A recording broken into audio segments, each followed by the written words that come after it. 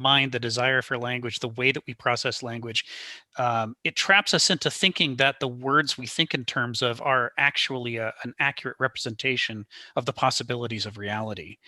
And in this series that we've been doing about mythos and logos, where we've talked about the different Greek and German words available for thinking that are missing in English, it underscores Heron's core point, which is in English, you can think you have a really good understanding of how the human mind works, and yet all the words that we use to express thought itself and thinking and how they impact us are unbelievably constrained and limited compared to ancient Greek or modern German.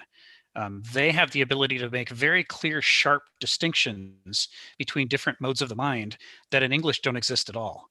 In English, we sort of muddle everything together into these words, thinking and thought. And then the only alternative words we have to that are they give flavor to the thinking, but they don't describe a radically different worldview that's generated by the forms of thought that we're engaged in, the way that German and Greek can do. Rick, can I ask you a question? I Yeah. really love having good one-on-ones with people who can hold up their end of the conversation.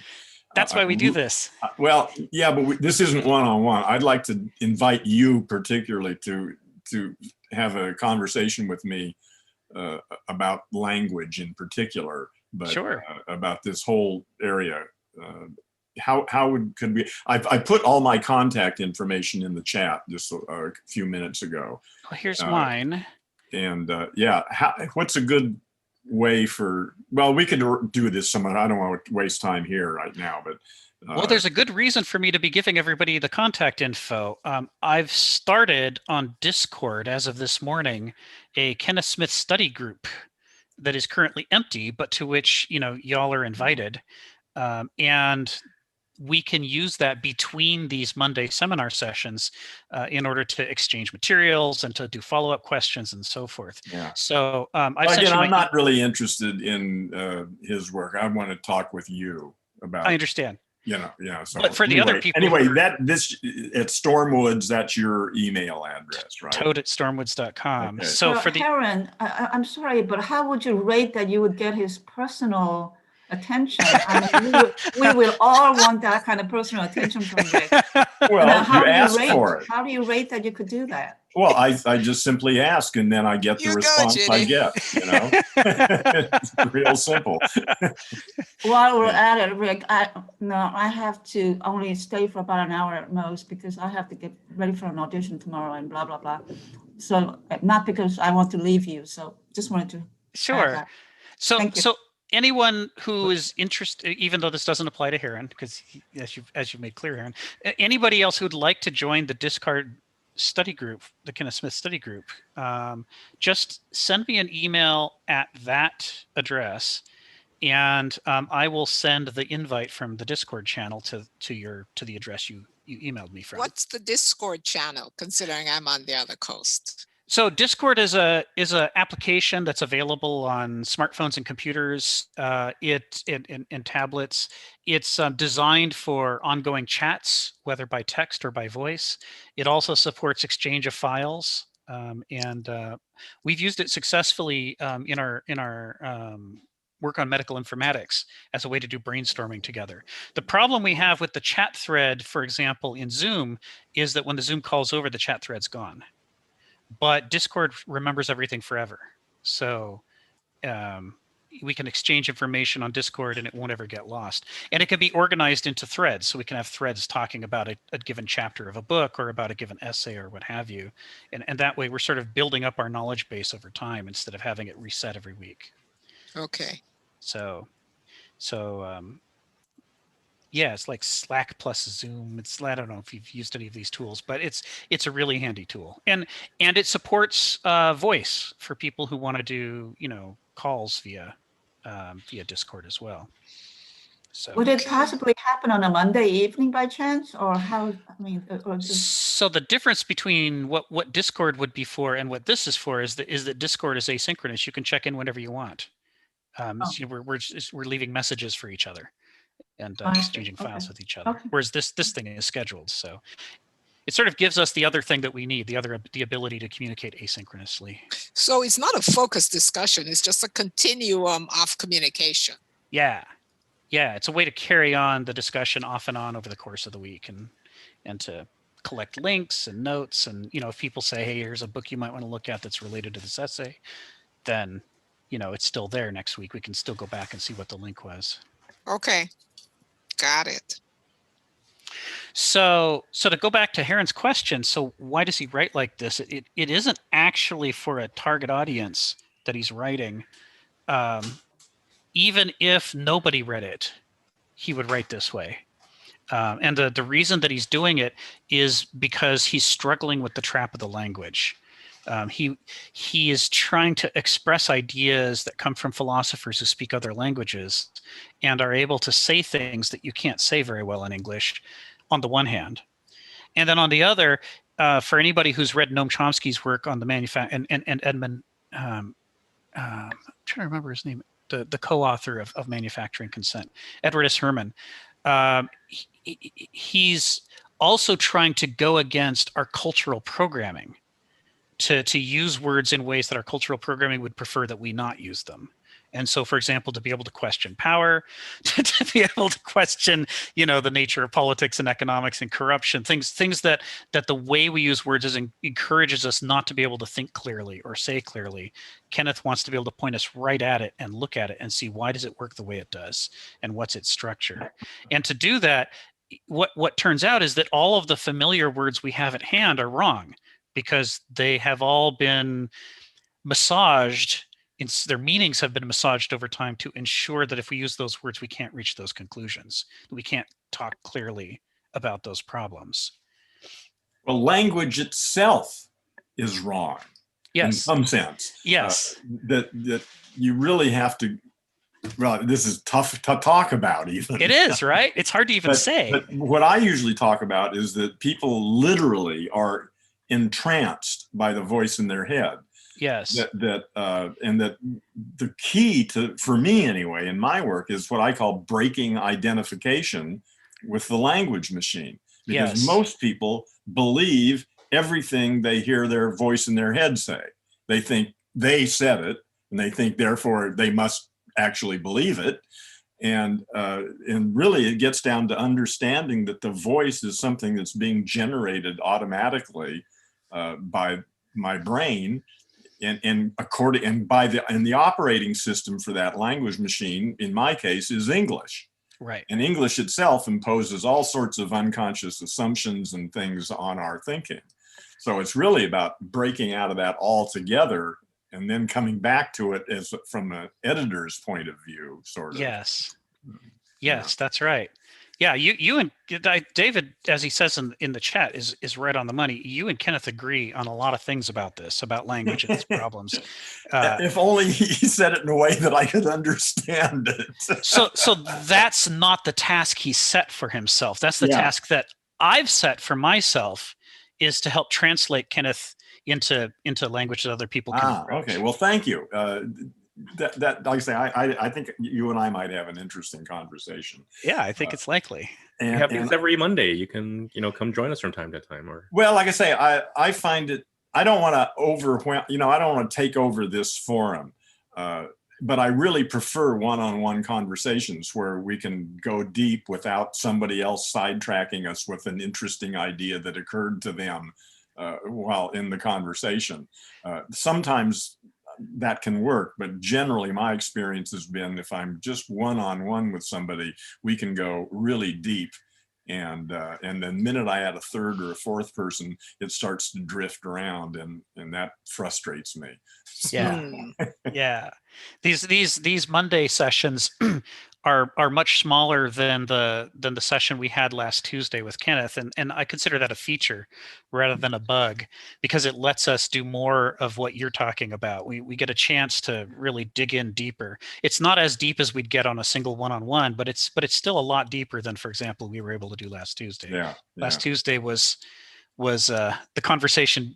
Once it got to Q&A, it pinballed all over the place with different people's concerns. So the point you're raising is right on the money. I'm going to call on the people who've got their hands up so we can catch up a little bit. Let's start with Marianne, who went first. I believe that the voice inside ourselves, sometimes it's a still small voice of conscience, and I respect it. Sometimes it's program voice. The other thing that I really got from Kenneth was the fact that he talks about like land ownership and there is a dead hand. And I was equating that with the invisible hand in the market, that hand is dead. But not only that, in America, that hand can be a slave owner. So I wanted to share that.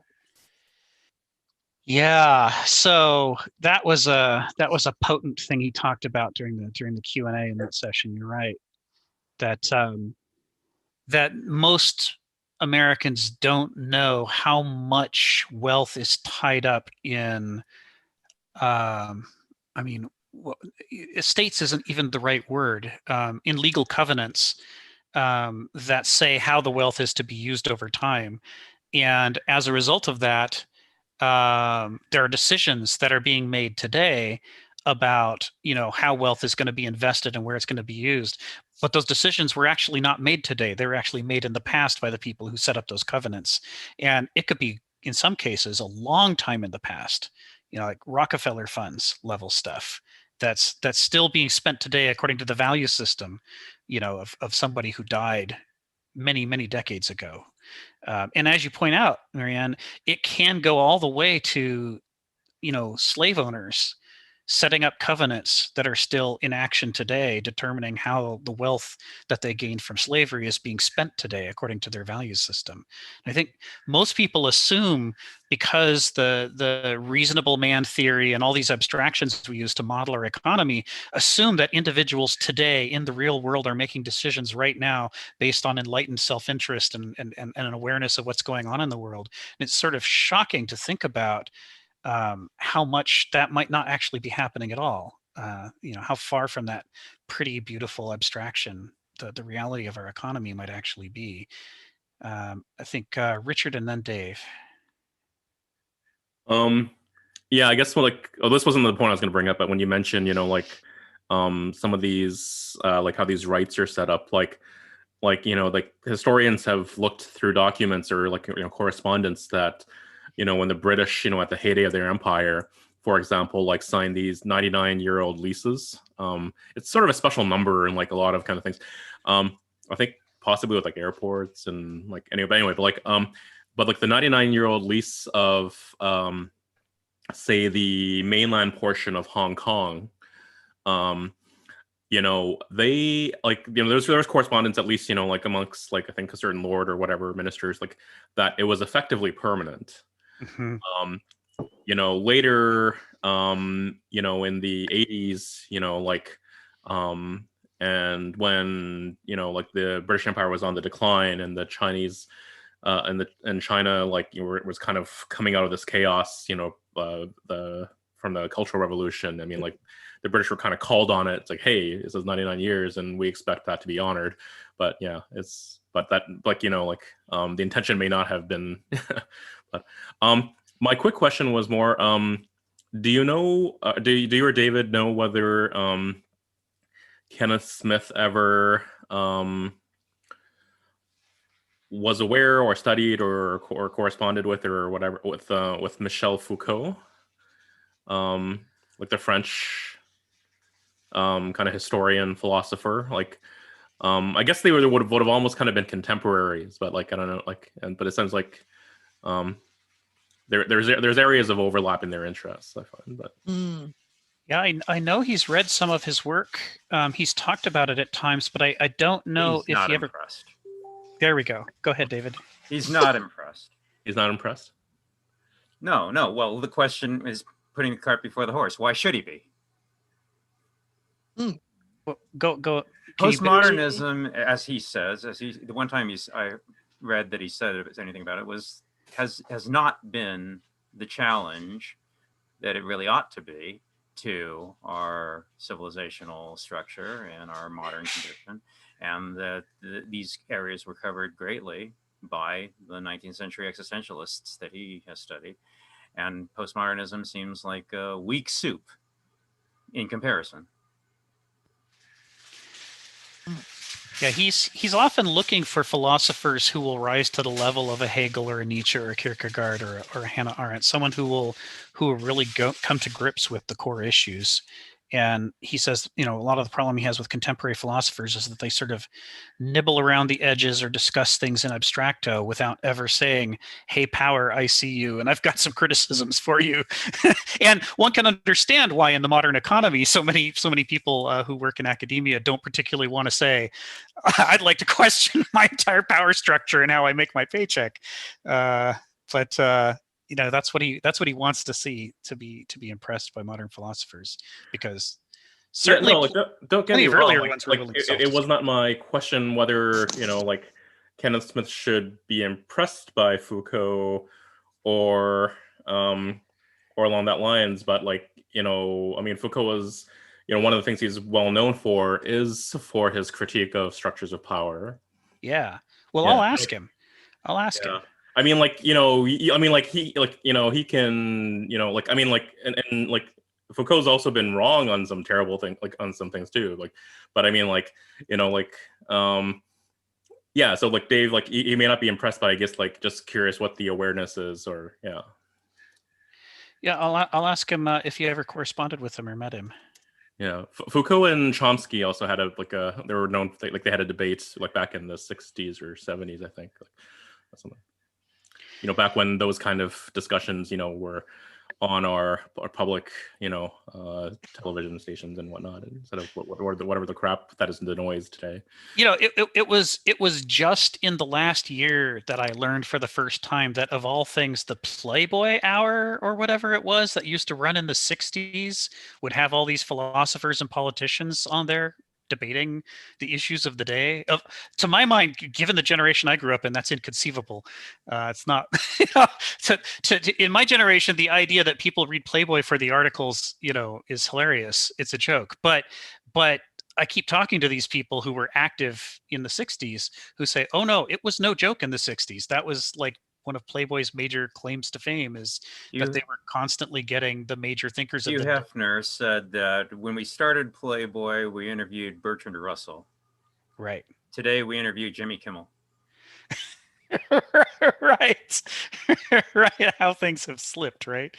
Well, if you look at some of Kenneth's art, you'll find women from Playboy rendered into his paintings or drawings or whatnot.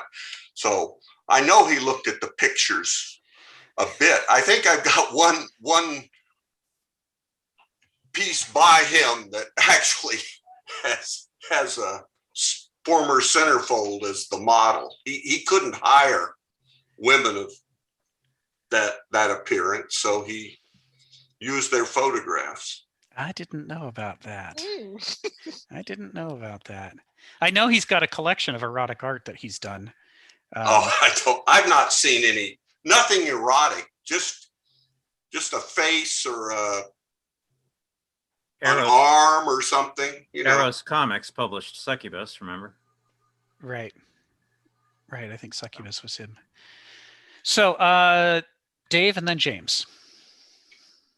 It's fascinating to watch those old TV shows, isn't it? And see the level of discourse that used to exist in popular culture, and how the descent of that, I think, really mimics what Kenneth Smith is talking about, how this hyper-logos culture takes over everything and lowers it to the absolute lowest common denominator in search for profit. But I was going to mention that I'm a little surprised as I float around here, and some of these reactions to Ken Smith, they seem to be very stark in the philosophy community. He really elicits a very strong emotional response from people, both positive and negative. And in my mind, that's the sign that he's really doing good work and probing work. And if your writing doesn't generate an emotional response, what's the point, really? And especially for someone like him, where the emotionality is really the point. And so I just wanted to say that I really appreciate his writing. I'm enjoying it. And I view reading Kenneth Smith as sort of like walking through a garden. You can walk from beginning to end as fast as you possibly want to, or you can stop and take a look at the various trees and plants and fruits that are growing, and you can linger for as little or as long as you like. And you'll continually find something to keep you interested. Just like you look at the apple tree, you can see all of the different patterns that exist in that apple tree, or you could walk right by it, and both are fine. And so particularly when you appreciate Kenneth Smith's approach to myth, and the reaction against the hyperlogos culture, which must have an answer or a definitive endpoint.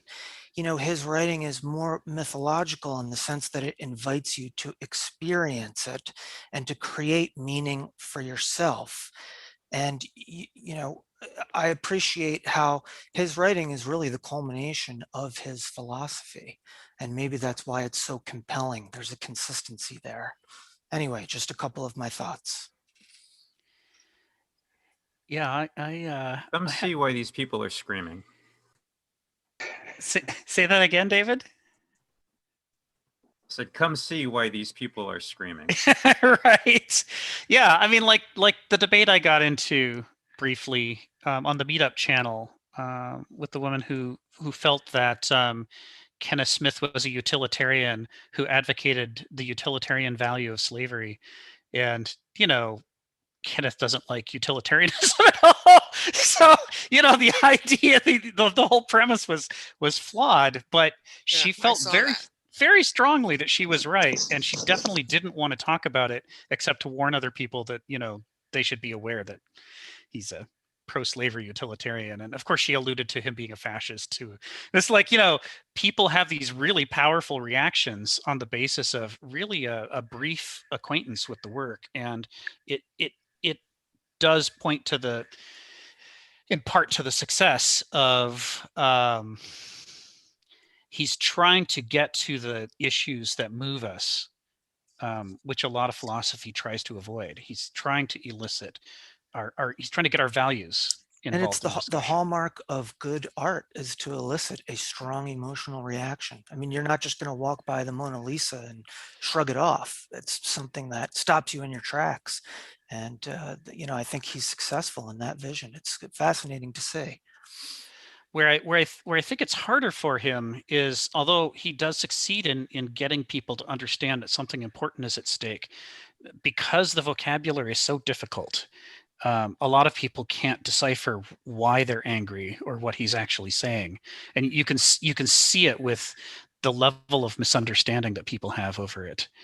But then Nietzsche wrote pretty clearly. You know, he didn't use a lot of abstruse languages, and yet people still accused him of being precisely the opposite of what he was. So I think the moment that you tap into the third rail and get people charged emotionally or on an ethics or worldview basis, some of them aren't going to be able to understand you no matter what words you use, because they've shifted into the mode of defending their belief system. James, you got your hand up. Go ahead. Yeah, I really enjoyed that paper you on Kant.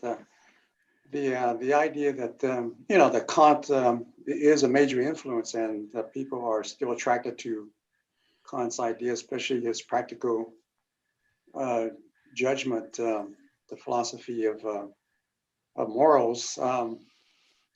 But you know, you know, the paper was pointing out that that Kant might have contributed more to the fascism of Germany, and you know, later on in the, you know, the next couple of centuries later than maybe the other philosophers. And I think that's a pretty compelling idea, that you know, the idea that the individual can know what is good just by can make a moral decision just by universalizing his idea of what's good.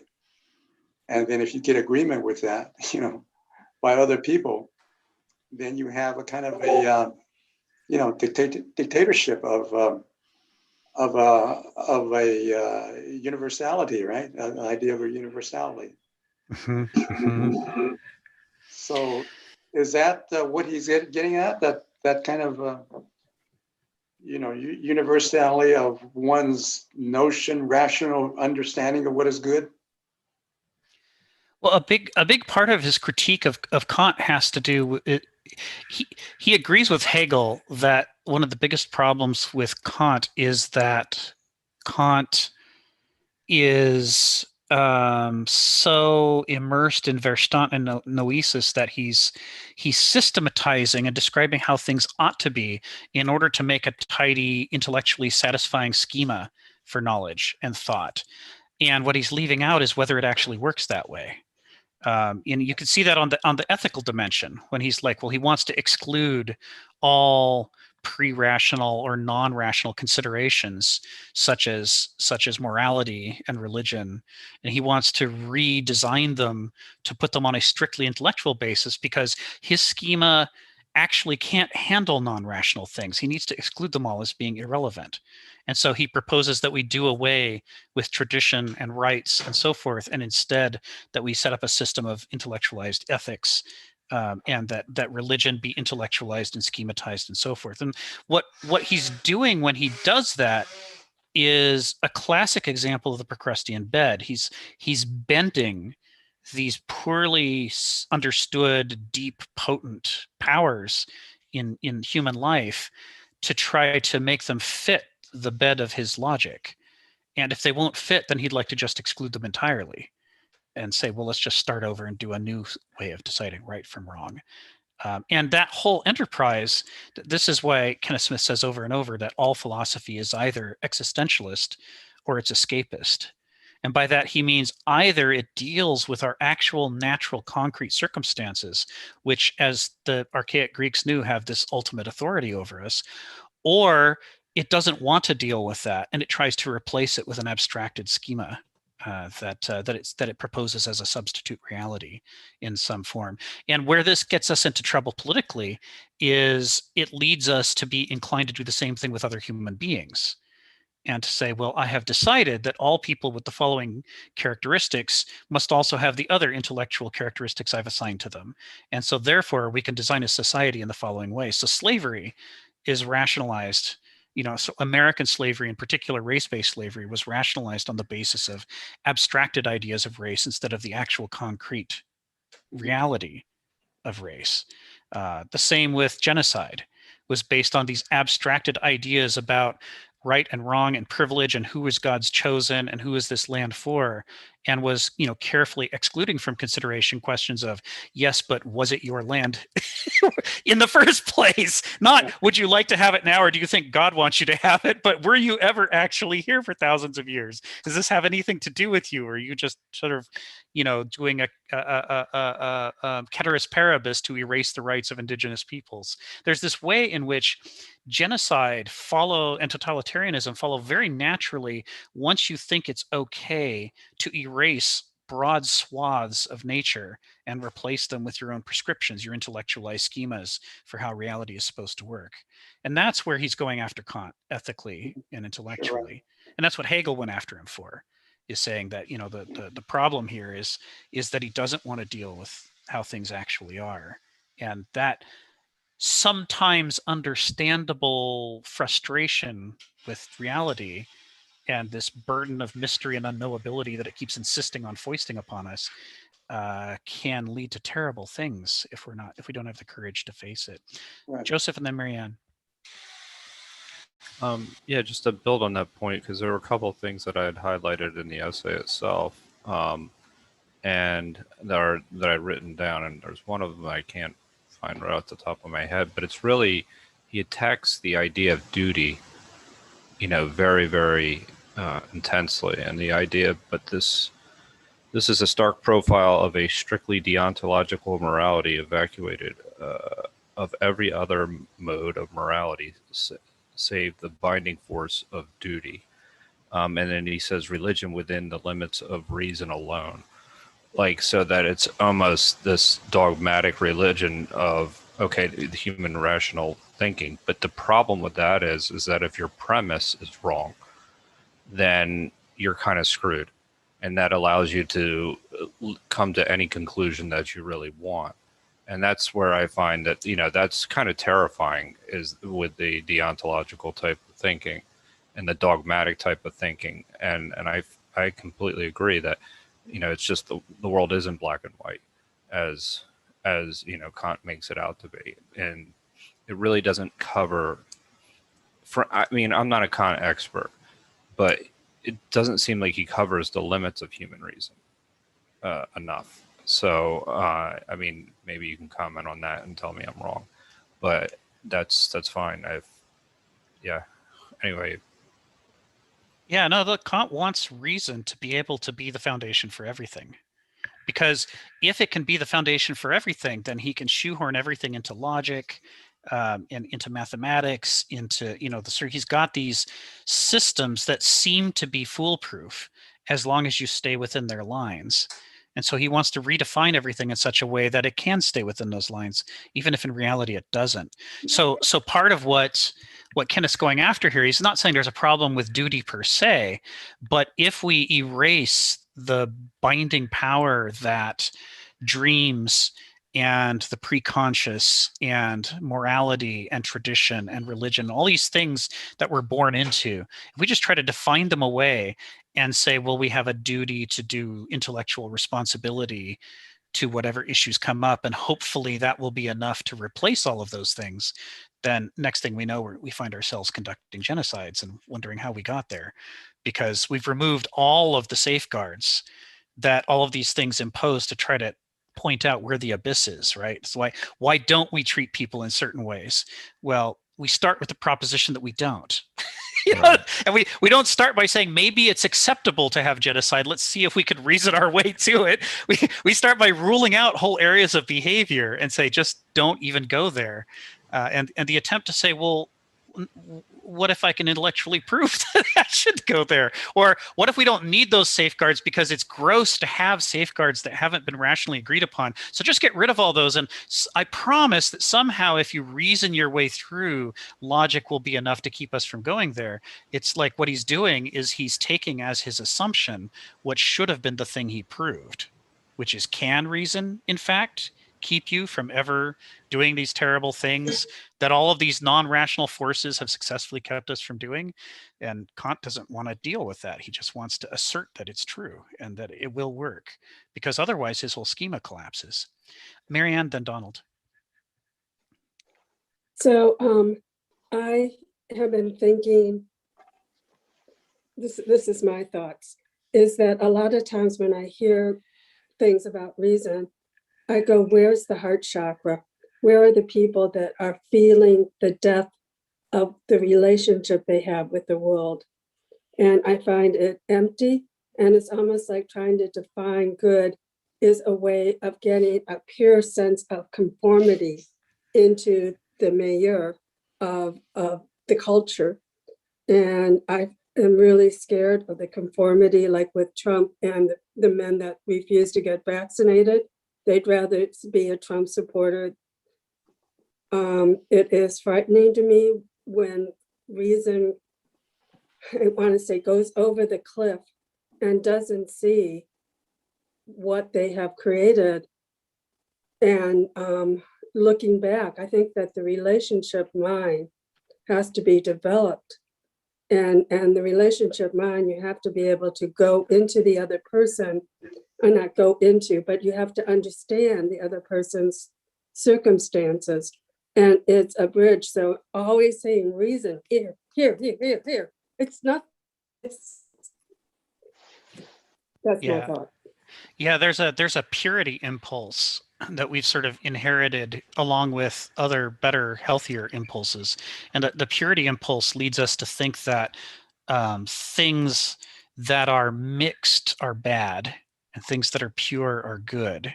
And that we have a responsibility to purify our minds and purify our culture and purify our race. And like everywhere that it goes, it's a toxin. Because nature abhors a vacuum, but nature also abhors a monoculture. So, white people might want the world to be white, but it would be gross and bad and unhealthy and unsustainable if that were true.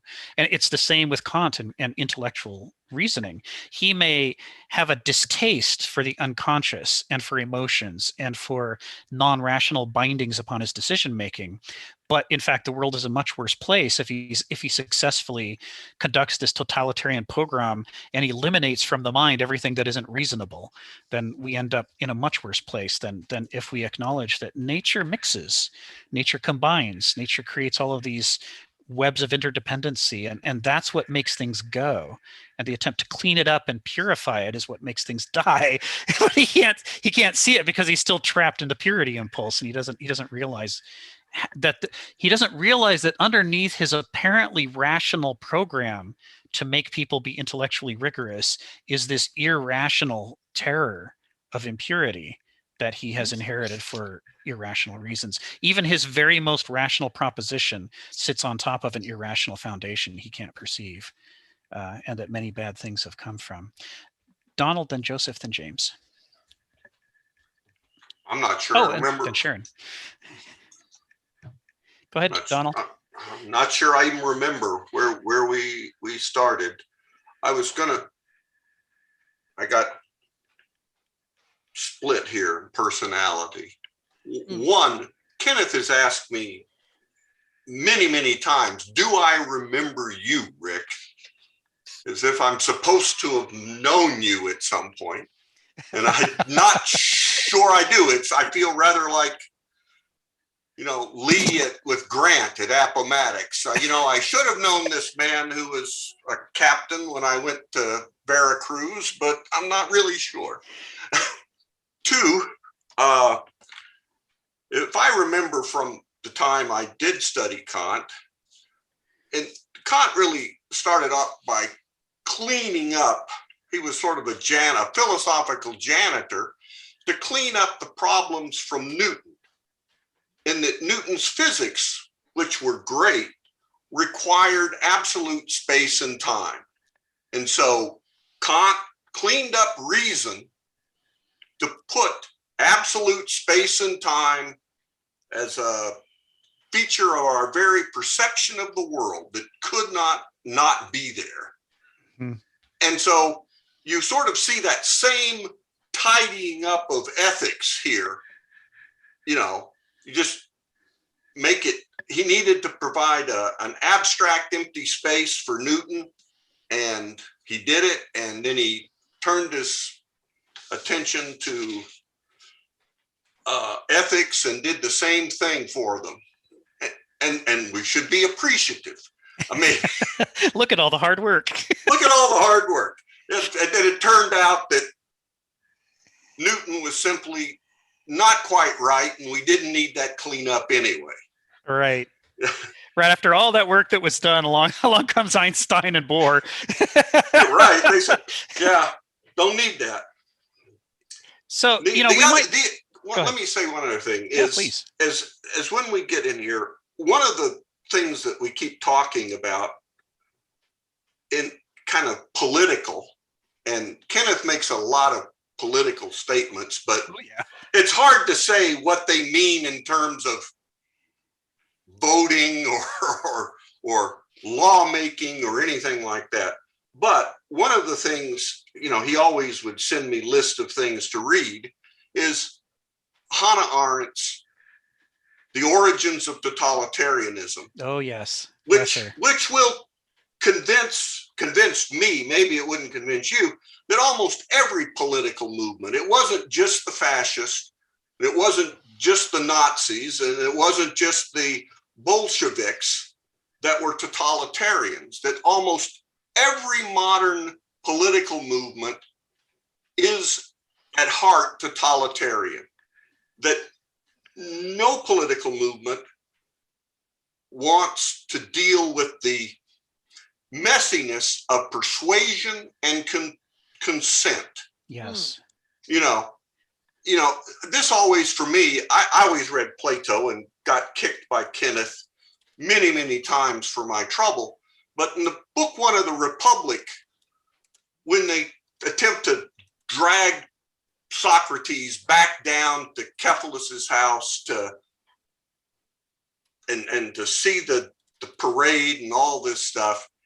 And he says, well, we'll persuade you. He says, what if we don't listen?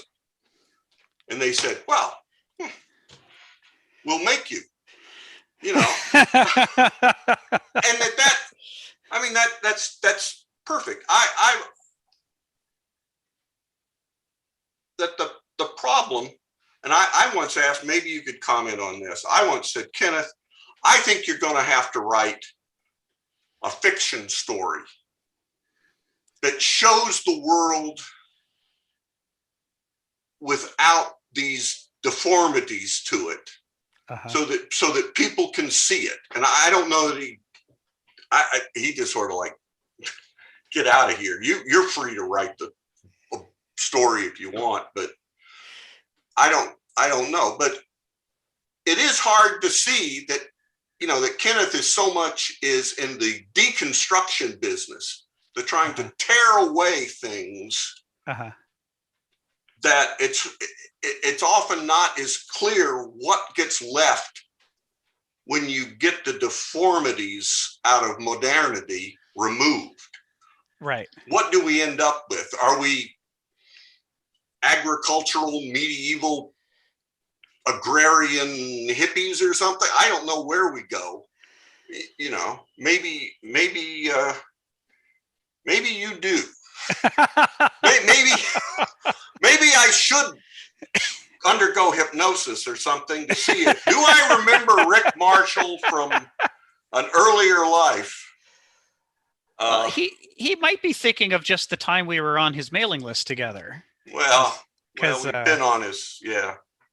That's probably where you would have encountered me before. Otherwise, I don't know that we would have. I mean, I've been a Seattleite all my life, so I haven't lived anywhere that you were probably likely to run into me. No, I was Baton Rouge, and now I'm in Tempe, Arizona, and that accounts for 50 years or more. So there we go. So he must be alluding to the mailing list. Yeah. But I can see why I probably should have listened to you. I'm as clueless as anybody else, and that's the theme I'm going to take in answering the second part of the third part of your question, which is so what exactly is he proposing that we have instead of what we have? And you know, as the other people on this seminar will all remember, this question comes up from time to time, and I always have the same answer, which is that what he's trying to do is give us alternative ways to look at our circumstances in order to understand how much the way that we look at our circumstances is only one perspective, and a perspective that, although it calls itself objective and more objective than any perspective in history, more scientific, more truthful, it is on the contrary just as warped and distorting as the others are in its own very particular distinctive ways. And what that does is it puts us into a situation where the tools that we're using to try to understand ourselves and the world, let alone to try to imagine another world, have all been designed to keep us inside of this one. And it's part of why so many modern revolutions end up creating societies that look almost identical to the society they overthrew. Correct. With a few things changed, because we're having a hard time imagining how to put a society together that isn't a modernist society. It's like all of our terms, all of our modes of thought, all of our perspectives assume modernism. And they have to, because if they didn't, modernism would fall apart immediately. It's that convergence of perspectives and convergence of the way that we see the world and think about the world that makes this culture, or anti-culture, as Kenneth would call it, a going concern. Is we're aligned with each other, and we're aligned with the momentum of the society and how it works. And so it creates a problem for us, because if we sit down, even if we do the most due diligence we can to try to imagine a different world with a detailed critique of what's wrong with modernism, we're going to design the new world, first of all, which right off the bat is a modernist enterprise, right? we're thinking in Frankensteinian terms. Well, we don't want this, but we want one of those. Let's put this over here. We start thinking in terms of parts and pieces and how we could stitch them together. I mean, Mary Shelley got our number, I think, right on the nose about modernism, that it's like, it's very hard for us to not break things down into Legos and try to snap them together in some new desirable order. And the idea that what we need isn't a Lego, but a living organism of culture is almost impossible for us to imagine, because we don't build things that way. We don't think that way. There's this critique that Kenneth alludes to, but he never uses the words from, which is the critique that indigenous cultures have of colonizer cultures. And indigenous cultures say that colonizer cultures are constantly trying to impose their will on each other and the world and other cultures. And they do it in this kind of cutting and rebuilding, Lego style way, this mechanical approach to the world that makes us not understand the way in which we're already rooted in nature. We already come with these deep interconnections that we are subject to, whether we like it or not. And so it's hard for us to say what an indigenous person would say in our circumstances, right? They would start by saying, what are we subject to? What are we living within? What are we part of? What greater whole are we part of in nature, independent of what the civilization has imposed on us? What actually are our tangible realities? This is what Hegel or Heraclitus would say too, right? This is the critique of Kant. It's like, what is our natural circumstances? What actual forces and principles are we subject to? And that has to be the starting point for thinking, not what could we build from that, which is what a colonizer would say, but what could we grow from that? What kinds of things could evolve and grow from that beginning? And that's the only way that we would be able to get a view beyond modernism. And it'd be sketchy, but at least it would be something non-Frankensteinian. So I think the challenge that Kenneth pits for us is that he wants to assess it and critique it and give us new language to look at it, and then hand the problem to us with that new toolbox and say, okay, go do something with this. And of course, that's an enormous challenge. It's just so hard.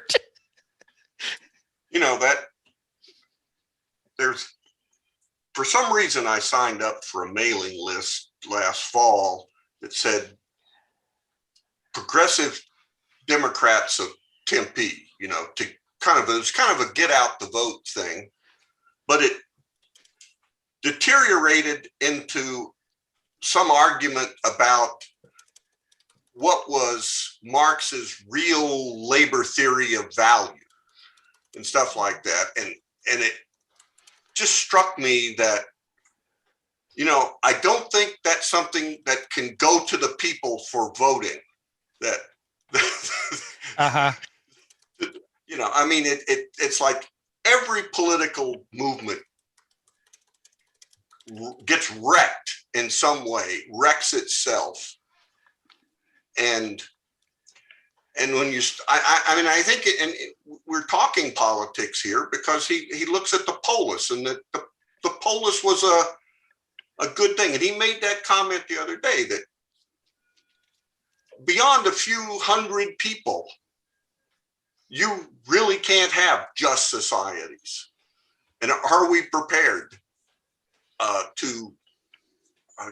it'd be a dismembering. It wouldn't even be these dystopias, which are huge dystopias that plague our science fiction now. Yeah.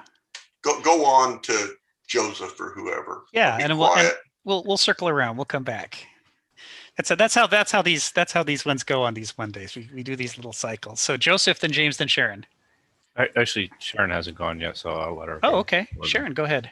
Well, thank you very much for that, Joseph. But I come at this from a totally different perspective, and it is very, very interesting sitting and listening to everybody else. I enjoyed this Contra Kant essay because, as I said before, my introduction to philosophy was through ethics and through Kant. So this Contra Kant essay was very, very interesting. And so I sat down and tried to put a lens on it. And in the practice of medicine, what we did is medicine provided us with the ideals, the practicalities, the intellectual, and applied ends of it as a human activity. And when we got into the ethics, we try to answer the question as to what we should do and how we should do it. And I remember when I was chair, I came up with a little equation. It was a little kind of division, which had on the top rationality, which was the quotient, and then there was a bar, and beneath that was the empirical, and the empirical was the facts of the case, and the rationality was either Kant or the utilitarians. But in that middle was the senses, was our values. That bar was the senses and was how we interpreted things. And so in reading this essay on the second page, I really liked the line. I found the line that where Kenneth Smith said, the proper or valid function of rationality for him lies in coordinating the evidence mediated for us by our experience and our senses. But in the later critique, he went on to say, for Kant, ethics cannot have anything to do with, or therefore with, axiology, which I thought was values, or the comprehension of what is good, or what good is obligated or permitted to mean in strictly ethical matters. And that was the conundrum in which we found ourselves. And so Kantian ethics was not a practical, workable entity in this society. And the committees never came up with any decisions, because all the decisions, it was just a way of airing your airing a situation, because all these decisions in the society, they have litigation consequences. So, and that's where we stood.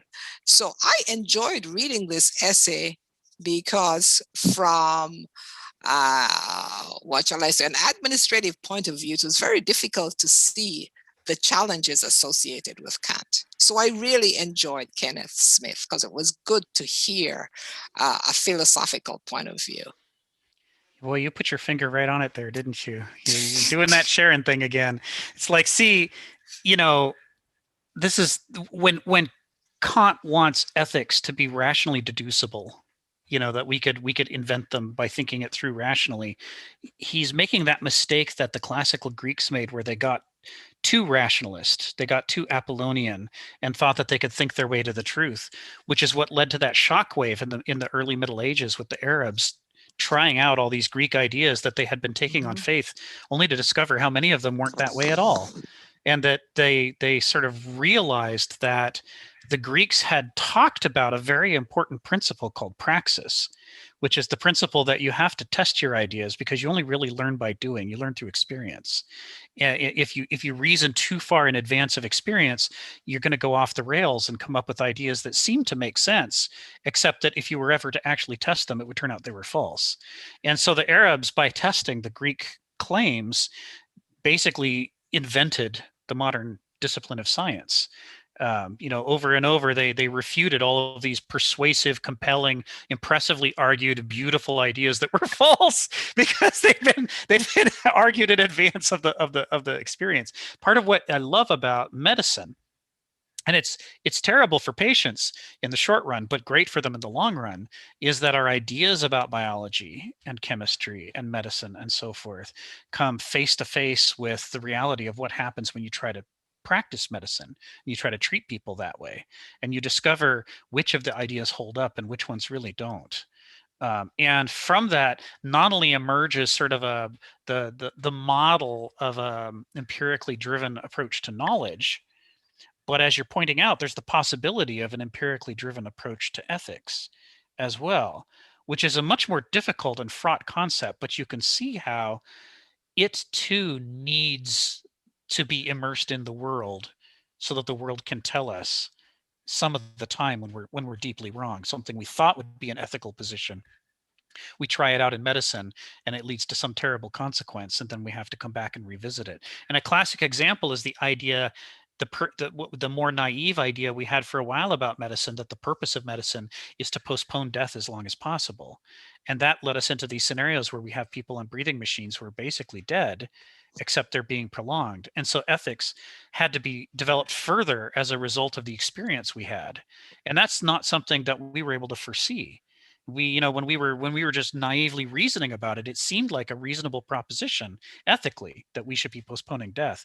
But that's when we came to understand, consciousness and health and vitality are just as important as the lifespan. We start talking about the health span and the quality of life.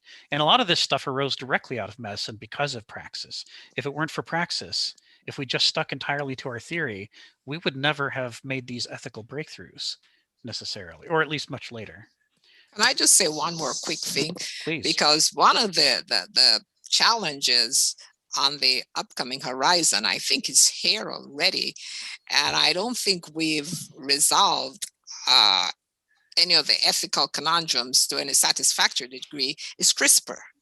The ability to make the perfect human being, or the ability to alter the human being. How ethical is that? Yes. And how do you do, what do you do, and who gets it? Yes. And those are significant ethical challenges. And so I kind of look at that from a Kantian perspective. Yes, a kid has sickle cell and he's in a lot of pain. So you can cure it if you use CRISPR, right? But who do you give that to? Right. And in fact, I'm reading a book now by, I think it's Walter Isaacson, and he talks about the code. And it's a very interesting book because there was this young kid who had sickle cell disease, and he said, well, the kid was bent over in pain.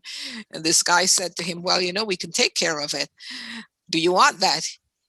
He says, I'm not sure. And the guy looked at him, from the narrative. And so, well, why wouldn't you? He said, well, what would that do to my empathy and compassion? Ooh. And those are the questions, some of those are some of the issues that will impact the ethical questions that we're going to need for the future. And my question is the Kantian framework adequate? Or what are we going to use to challenge it and supplant it? And is that what Kenneth Smith is doing? Yeah, he's critiquing the Kantian ethical framework and finding it too abstractivist. Yes. And saying we need what modern medical ethics does, which is what Hegel proposed, which is to do more finding out in the world by trying things out and learning what the consequences are. And what's good about that is that, for all of the bad sides of not knowing in advance what the right thing is to do, the good part about an experimental approach to ethics is that it lets us run experiments on small scale, understanding that we don't know what the answer is and we're looking for it, instead of rationally concluding that we have deduced the correct ethics for everybody and we will now impose them by fiat in a totalitarian way across everybody before we find out what the mistake is in the idea we had. If we reason too much about it in advance of trying things out, we have a tendency to do these broad sweeping, and then our mistakes are too big. So medicine drives us down to the smaller scale of let's try it at the small scale and find out one patient at a time what happens. And we learn as we go that way. So that's not a Kantian thing to do. Hegel's classical critique of Kant, which just sticks with me to this day, is that Kant's like the medieval peasant who's afraid of the water. He doesn't want to get in the water to learn how to swim. He wants to learn how to swim first. And only after he's a master swimmer will he allow himself to get into the water. He says that's Kant's relationship to reality. Kant doesn't want to get into reality until after he's got it all figured out. And the problem is that's not how anything works, right? Our lives are exactly the opposite. We are born and have no idea what's going on. We're completely immersed in it all. And we have to figure it out as we go along. There's these deep experiential, pre-rational, non-rational roots to all of our ideas. And that's just how the mind works in the human experience. And so that's got to be how ethics works too. Joseph, then James, then Stephen. That was a really great comment just right now by Sharon, and the idea of even what perfection and right and wrong is, and CRISPR is a great example. As to because I've thought a lot about the idea, the value of imperfections in general, and so how that applies not only to humans, but also how that applies to things in design, like the concept of wabi sabi. So in design, things along those. But in any case, you can say no to this question because it may take us too far off. So I mean, I'm just forewarning you. But there's a line in there that kind of stuck out to me, that America did have a phase of Hegelian cults, but never went through the ice cold shower by means of which Kant insisted on curing the empiricists of psychologizing rhetoric of Anglo-Saxon thinkers. What did he mean by the Hegelian cult? Like, and what would that look like versus? I have the Kant cult down. Like, yes. I have an idea about it. Yes. But what is a Hegelian cult? Because like I can, I'm if it's supposed to be constantly challenging yourself and your thinking. Isn't that anti-cult? I mean, in a way. I can help you with that. Please do. So what he's talking about here is, what would the impact be on a 19th century American Christian movement? On the one hand, if it encountered Kant and tried to incorporate all of Kant's worldview into itself. Or on the other hand, taking a different road, what would happen if they encountered Hegel and understood Hegel and then tried to incorporate Hegelianism into their version of Christianity? And you would end up with two radically different Christianities if you did that, because they have such different views of what it means to be or to think, or what the divine is.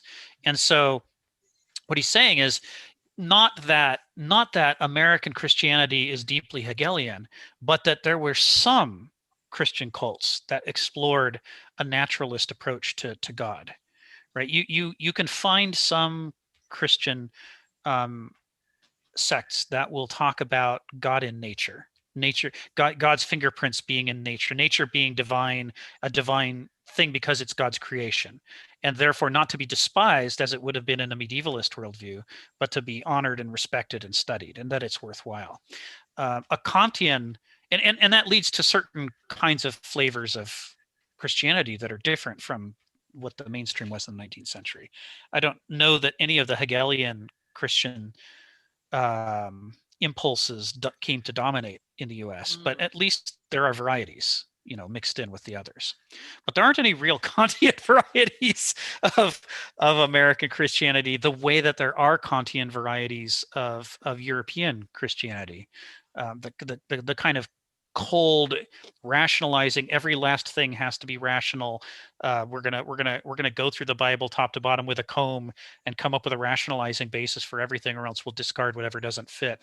It would be a Kantian exercise and an attempt to then create a version of God and salvation and the Christ that are strictly intellectually coherent.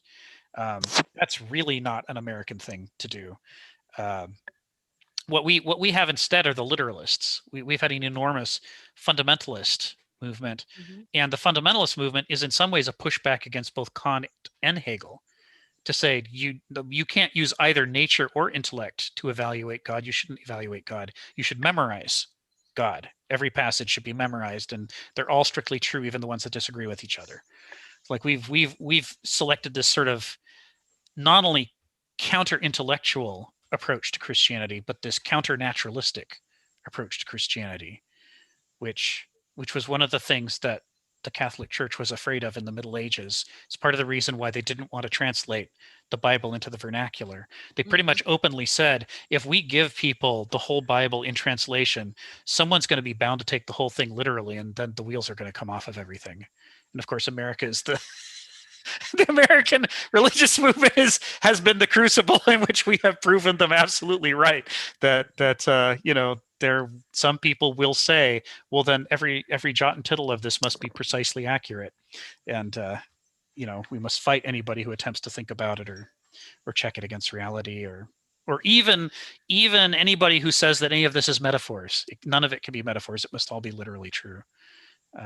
So we've sort of taken the third route So I don't know if that helps at all, but the It absolutely Hegelianism does. that he's talking about here is not so much a deep appreciation of, the bud, the blossom, and the fruit that we talked about before with his dialectics, but just having naturalism at all built into the religion is kind of what he's alluding to here with the idea of a Hegelian Christian cult.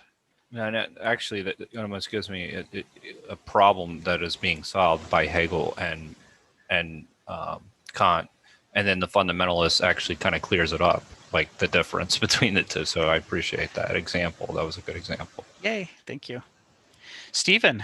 It's on you if you're ready. Uh, Here we go.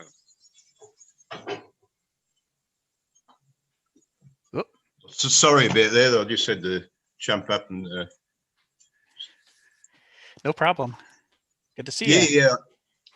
I was just wondering about that example, that ethical example. You're using the idea of somebody on a all the tubes in and keeping them alive.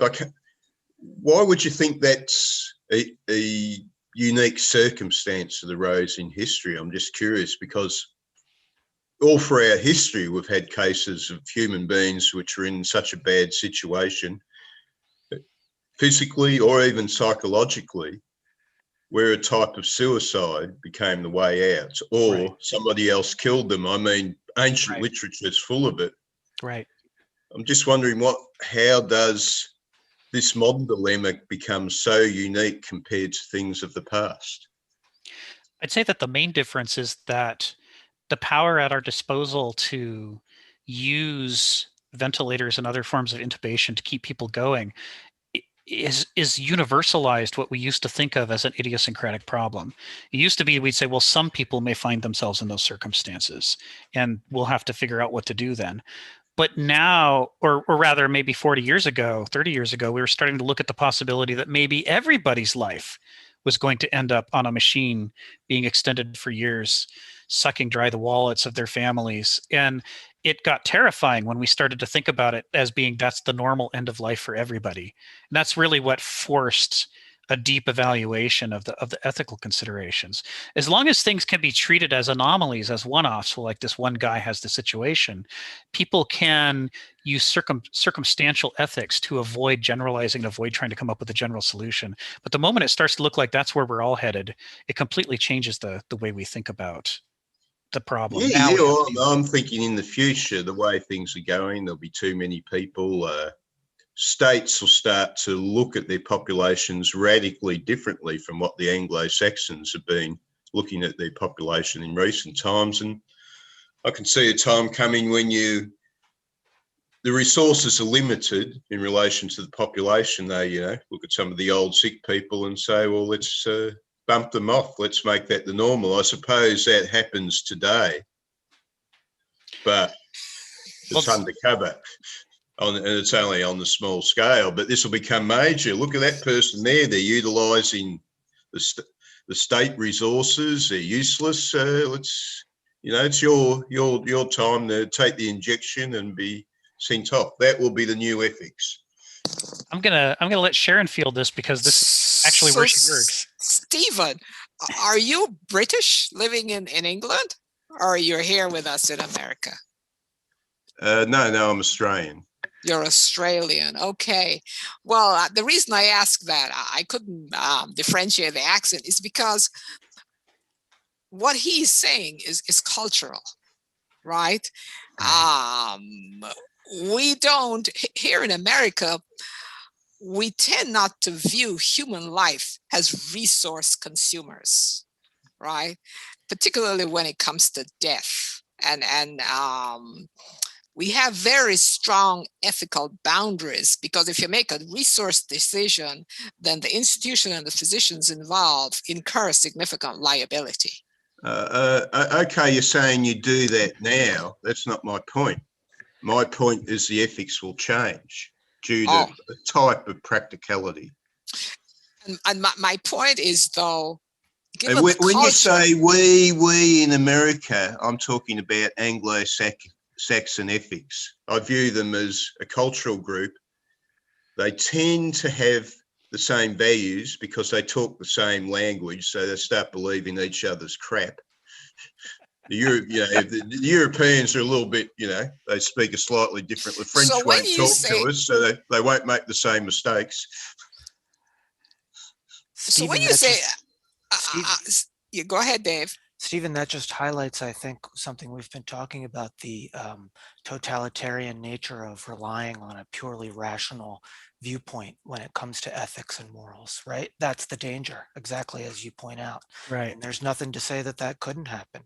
And I think that's what Kenneth Smith's work is really trying to warn us, to heed this warning. Right. And there's interesting turns that can take. One of the things that Sharon just pointed out is that one of the differences between U.S. medicine and others is how litigious we are.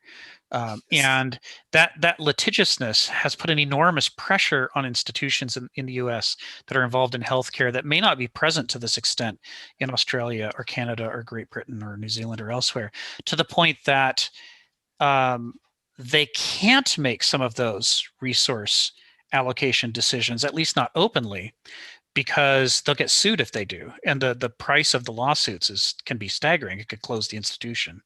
And so as a result, they're driven to make their decisions a different way. And it's entirely due to these, this is where it gets interesting, to Dave's point. It's entirely due to these specific actual factors at work in the legal system and the cultural system in the US, despite the fact that we've got a common language and common heritage and all these other reasons. My point why it ought to is be in sync. the resource level will change. Where there's spare resources and there's beggars, you can give the spare resources to the beggars. Everyone's cool because we've got the spare resources. But when the resources start to become limited, a hierarchy sets in.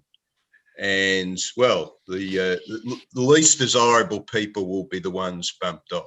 Now, I'm making this point because, these great, genocides, as they call them, weren't always intentional, I suspect. You've got the case of the Cambodian genocide, quite famous one.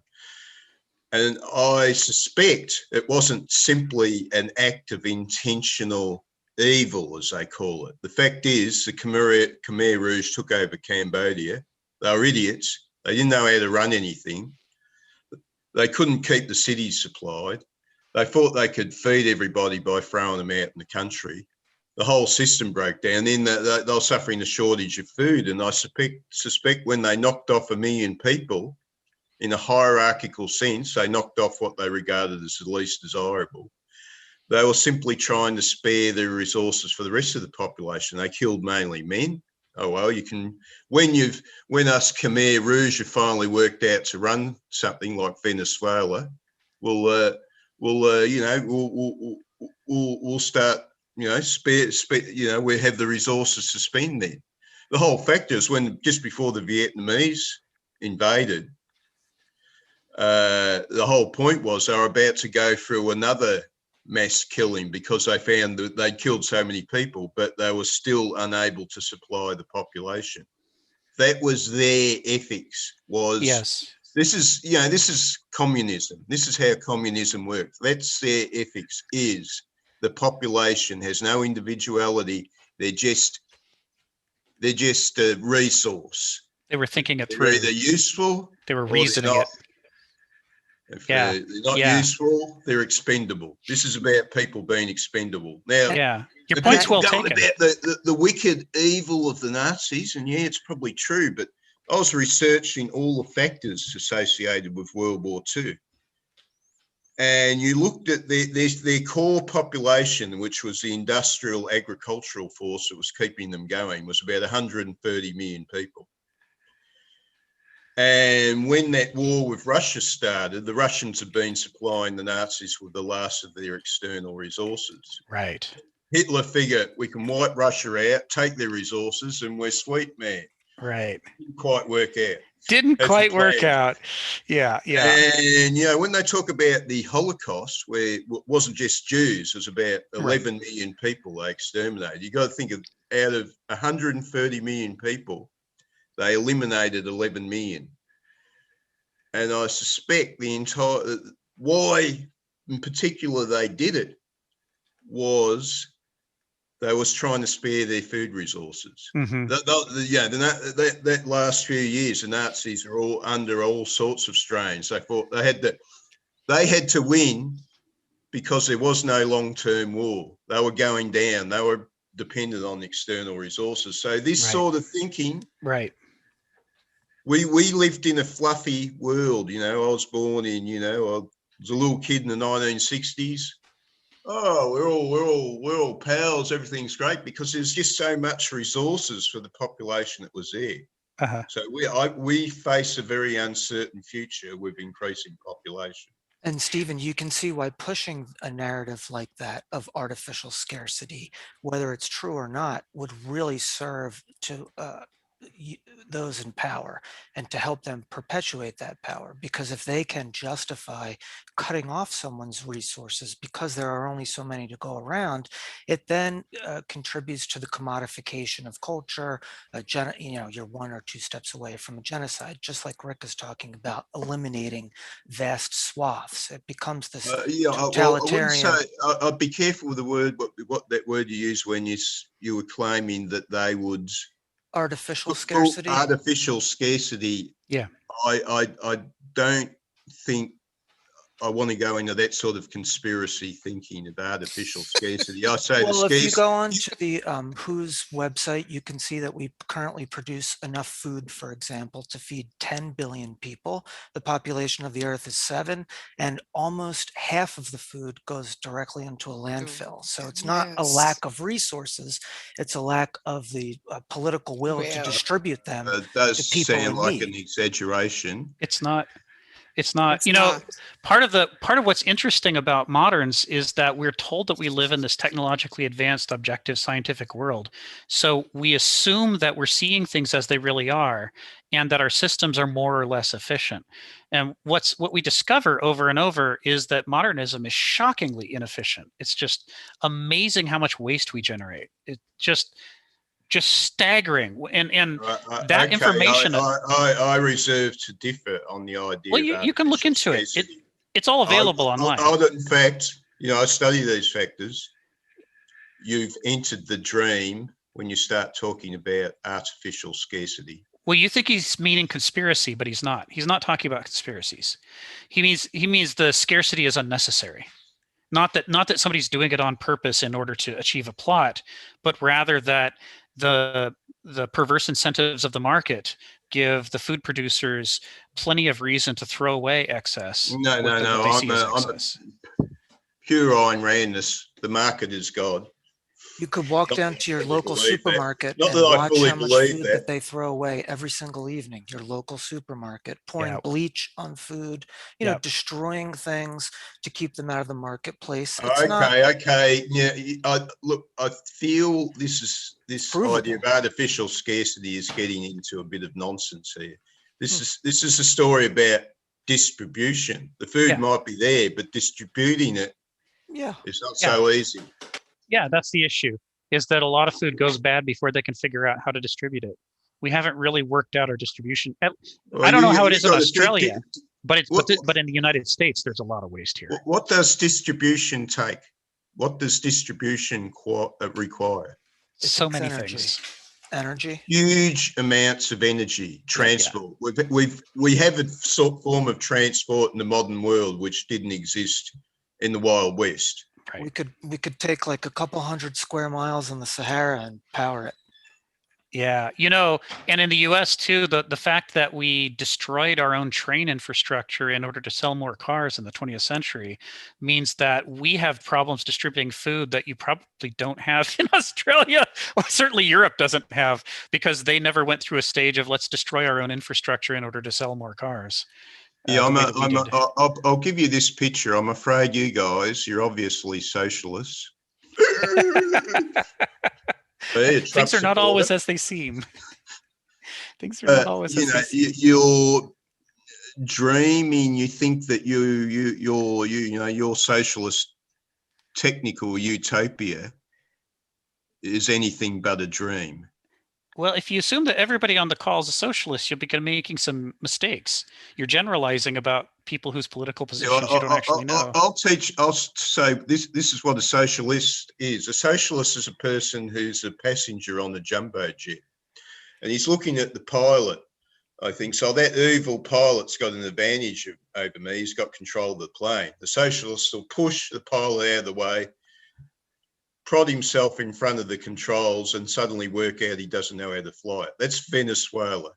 So is That's this why the Kant? country- Does this come out of the Contra Kant paper? Is there some way you'd like to relate this to the topic of today's talk? Okay, I'm just making my point there. That's a failure of socialism. Well, Okay, I'll thank shut you for up that. now. I'll let you go on. Sorry.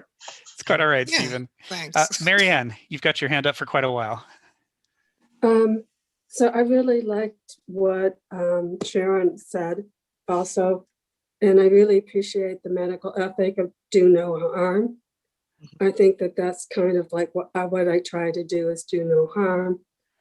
And when Stephen was talking about the kind of like the judgment of getting rid of people, I felt during this pandemic, there was that being an elderly person, I felt that I was very aware that I was a disposable person in this ethic of the economy for people living.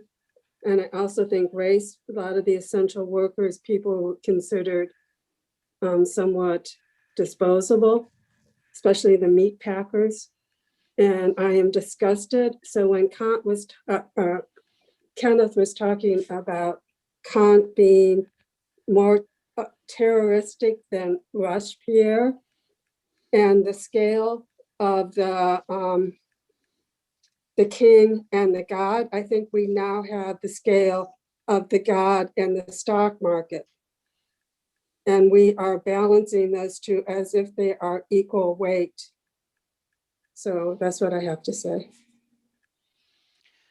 It's, you know, what you're pointing out is how much trouble we get into when we abstract, just like Hegel said.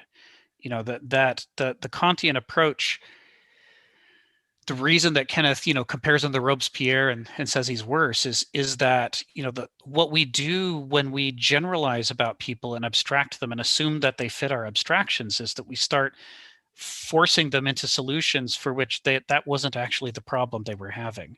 So like in the United States, we have all this food. We don't need to ration it. We need to like improve our distribution. It would be nice if we undid some of the damage that we've done and get to where the food doesn't rot before we can hand it out to people. We're sort of, and I can understand why it would be hard for Stephen or anybody from a civilized country to understand just how messed up the U.S. food distribution system is, because we did this to ourselves, and most countries had the brains not to do this. But it's an example of something that's different from what we imagine abstractly. If we were just reasoning about our circumstances in the US, we might think that the reason that there's people who go hungry is that there's not enough food. It would be a logical conclusion to reach just thinking through the problem. It's not until we actually take that idea out into the world and look at our food distribution in the United States that we discover that the US has this enormous problem that we've created that other countries don't have. And that well, I'm gonna finish what I've started here. Yeah. And that therefore, this is where the difference between Hegel and Kant comes in, is Kant would say, well, you should be able to reason out the right thing to do strictly intellectually by thinking through with the knowledge that you have what's the right thing to do. But what Hegel says is you have to go back over and over to the real world and test your ideas. Because even if it makes sense and it's logical and it's rational, you may discover when you look at the circumstances before you in nature that that's not actually the problem you have, that the problem you have is not the one you think you have. And that if you solve the problem you think you have, instead of the problem you actually have, you can do great damage in the world.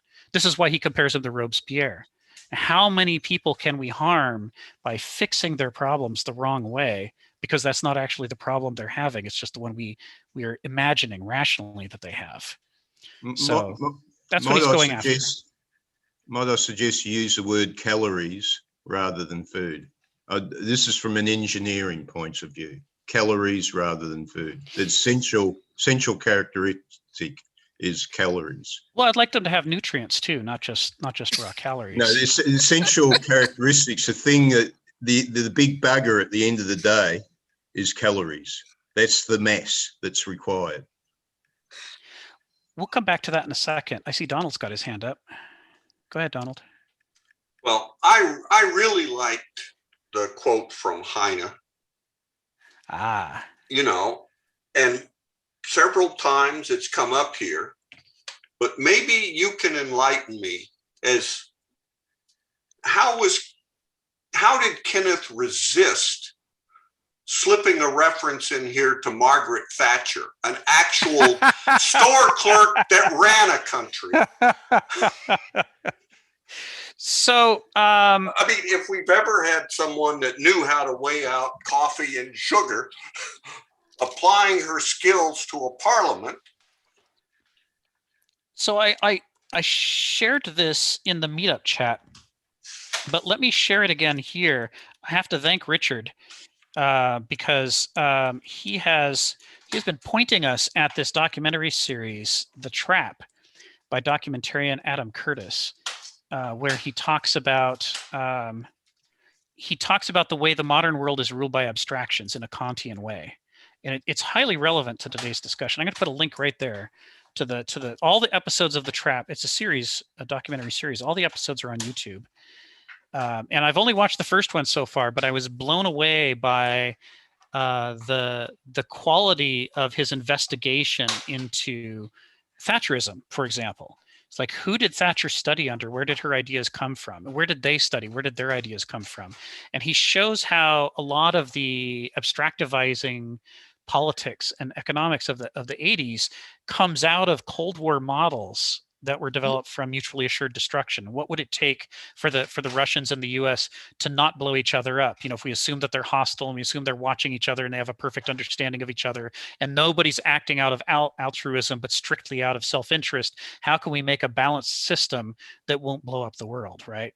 And what's his name from A Beautiful Mind? The mathematician John Nash. Yes. Nash turned, which I didn't know before, turned out to have played a pivotal role in developing this worldview of mutually hostile, completely selfish, but enlightened and observant citizens as being the model that they would build the Cold War out of, and how we would avoid destroying each other. And so The Trap explores how that model got out of the laboratory and stopped being used just to model mutually assured destruction and became a model for how society itself should be organized, and that we should pretend everybody's that way. And how that got into, of all places, the hippie movement. How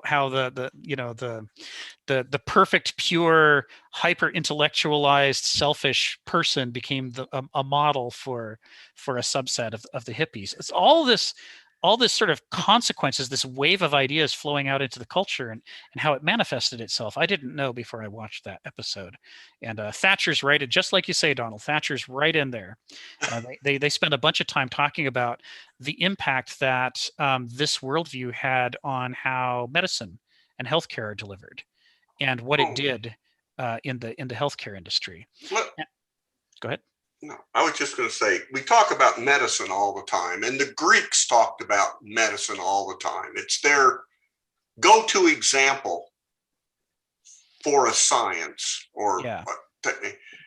And part of it, I think, is that unlike modern sciences, Greek medicine was normative. It had a strong concept of good health, right? You know, that would have. Well, it's just something we don't find. We don't find that, you know, our physics examines the universe and says, oh, this part over here is wrong, we'd better fix it or something. There's no normative view in any of our sciences. Well, unless you consider the form they take in some of Stanislaw Lem's fiction, science fiction or something of a prescriptive physics versus a descriptive physics. But we've lost that norm, and nobody wants to be normative.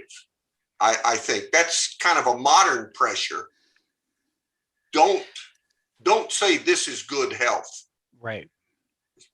That could be a career limiting move for a physician. Kenneth writes a lot about that in academia. He says, you know, philosophers who try to be normative, who try to talk about values and ethics as though they mattered, are treated as unprofessional.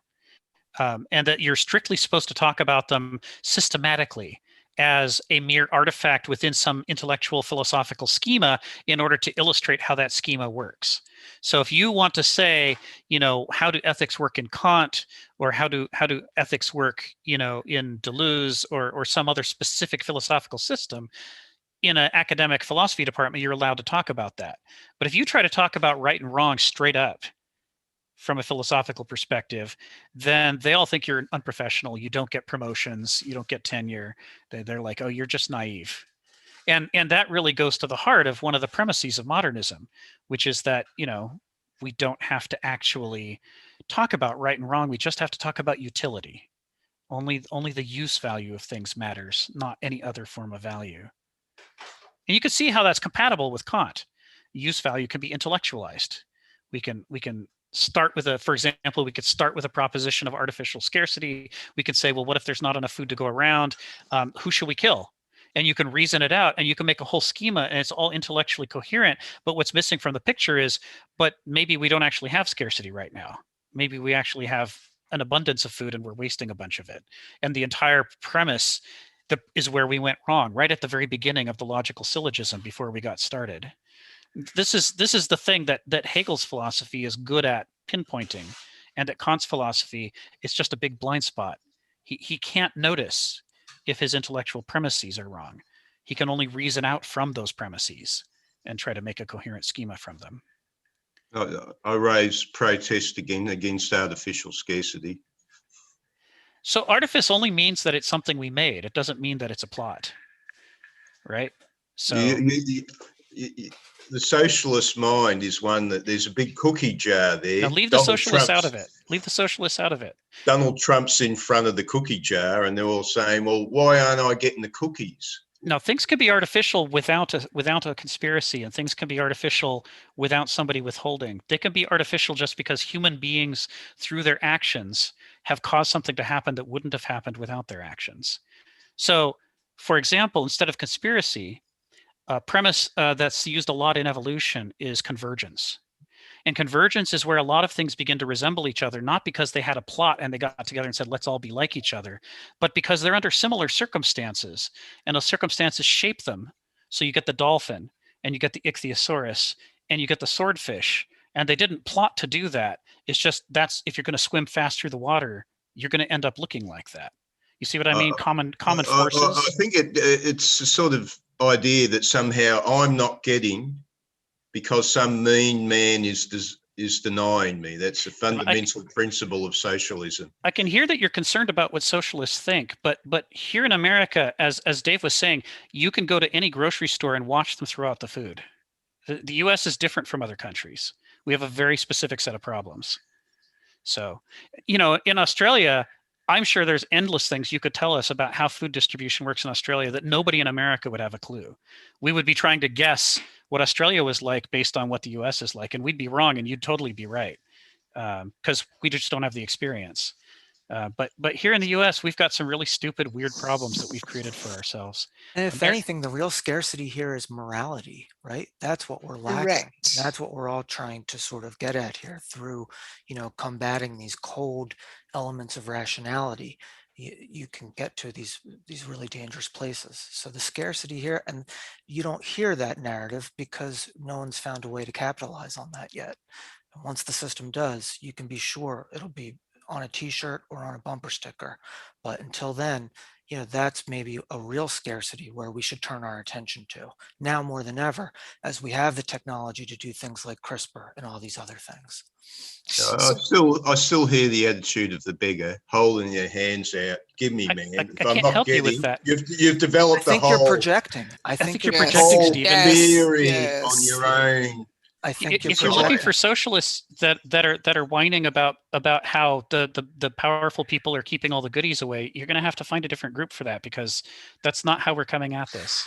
Can I just say something practical here? Sure. Stephen, right now in this country, we have a pandemic, and food scarcity is a problem. And I can tell you, in my neighborhood, and in the profession I'm in, I've seen new channels of distribution, which have come about to help this problem. In fact, there is a synagogue down the street. Today is Monday, and they start food distribution between 5 and 9. Anybody can drive up and get some. So I don't know if you see scarcity where you are. We certainly still have hungry people. Not everybody can sit in a car and go and drive up to the synagogue and get some food. But what I'm saying is what I have seen in the time we're in this pandemic is multiple channels of distribution manifest itself. Right. So Well, scarcity is not a distribution- big problem we have here. It's scarcity, distribution of food I'm talking about. Well, I warned you about the word food, say calories, because oil is another form of calories. It's all energy. Yeah, but I can't eat oil. Yes. So they both have calories, In right? fact, you do. In fact, you do, because the thing that's producing a lot of the food today is the use of petrochemicals. But I can't eat it directly. It has to be transformed. It doesn't have to be crops. direct. It's But a we need to resource that can be converted. This is engineering. You know, this is engineering here. You guys aren't up on it. I'm an engineer as well. Marianne, your hand is up. I want to change the subject. Good. Let's do that. Good. I really liked how he was talking. It was a quote of somebody, but how about the bull? And then you have, you know, like we're going after the sheet, the red sheet. And I was like, oh, this is so important. Like what I like about Kenneth Smith are the on-ramps where I can hear myself think afterwards. And even though it becomes very existential and I go, oh, I have to do an in-breath, but I love that part of it. And then I was realizing about the hyper complexity that we had with our grudges during the last Trump 4 years, and how I would be like going after the sheet. I was not really seeing that the sword was behind it. And I just got so much from it. I was so grateful. Yeah, that's William S. Burroughs, right? Is the bullfighter analogy, and that the purpose of politics is to teach us to be concerned about the red flag and to ignore the sword. And that goes right to that issue of the problem with relying too much on how we think the world works. Is that we have a distance between our model of the world and the actual world. The more we reason in here and the less we reason out there, the more wrong we are. You know, so yeah, what other quotes do we want to talk about from this essay? We've still got some time to work with. And it was a chewy essay. He rewrote that entire section, didn't he? It's, I think, the part 1 now of this paper is longer than the 2000 version of the paper in total, and he's now working on rewriting parts 2, 3, and 4. So let's talk about what sat for us or didn't sit for us with what he wrote here. You see this Richard Wagner quote? Did you guys, right off the bat at the very beginning, do you guys follow what this Richard Wagner quote is about? What page is that? Very first page, very top. To be German means to carry a matter on for its own sake. I was wondering about that, and I don't know anything about Kant. You guys are way beyond me. But I read something like his mother influenced his ethics, and I thought, oh, he had a German mother, and that German mother would probably make everything orderly and precise and to carry on for its own sake. You know, I think my ex was German and I'm Irish. We were so different. So I kind of relate to that. Like you go to Germany and they have like for the beer steins, they have little doilies so you don't drip. Everything is carefully organized. Sharon, you got your hand up. Well, I found particularly fascinating his discussion on page 9, where he talks about Karl Rove, and he discussed the concept of alternative reality. And the paragraph after that, where he says to be in a position of mega or omnipotency is to be emancipated from reality, unleashed into a blue sky dream world. And in the paragraph before, Karl Rove said that now that we are in power, we design our own reality. And this happened at least 10 years before we got to Donald Trump. And in that talk, Kenneth Smith made the point, and I noticed it because it's one of my favorite things, that everything is a continuum. And nothing happens immediately. It happens along a continuum, so that by the time we get to Donald Trump's alternative reality, this particular political party had been engaging in it for years before. And that really struck me as very, very interesting.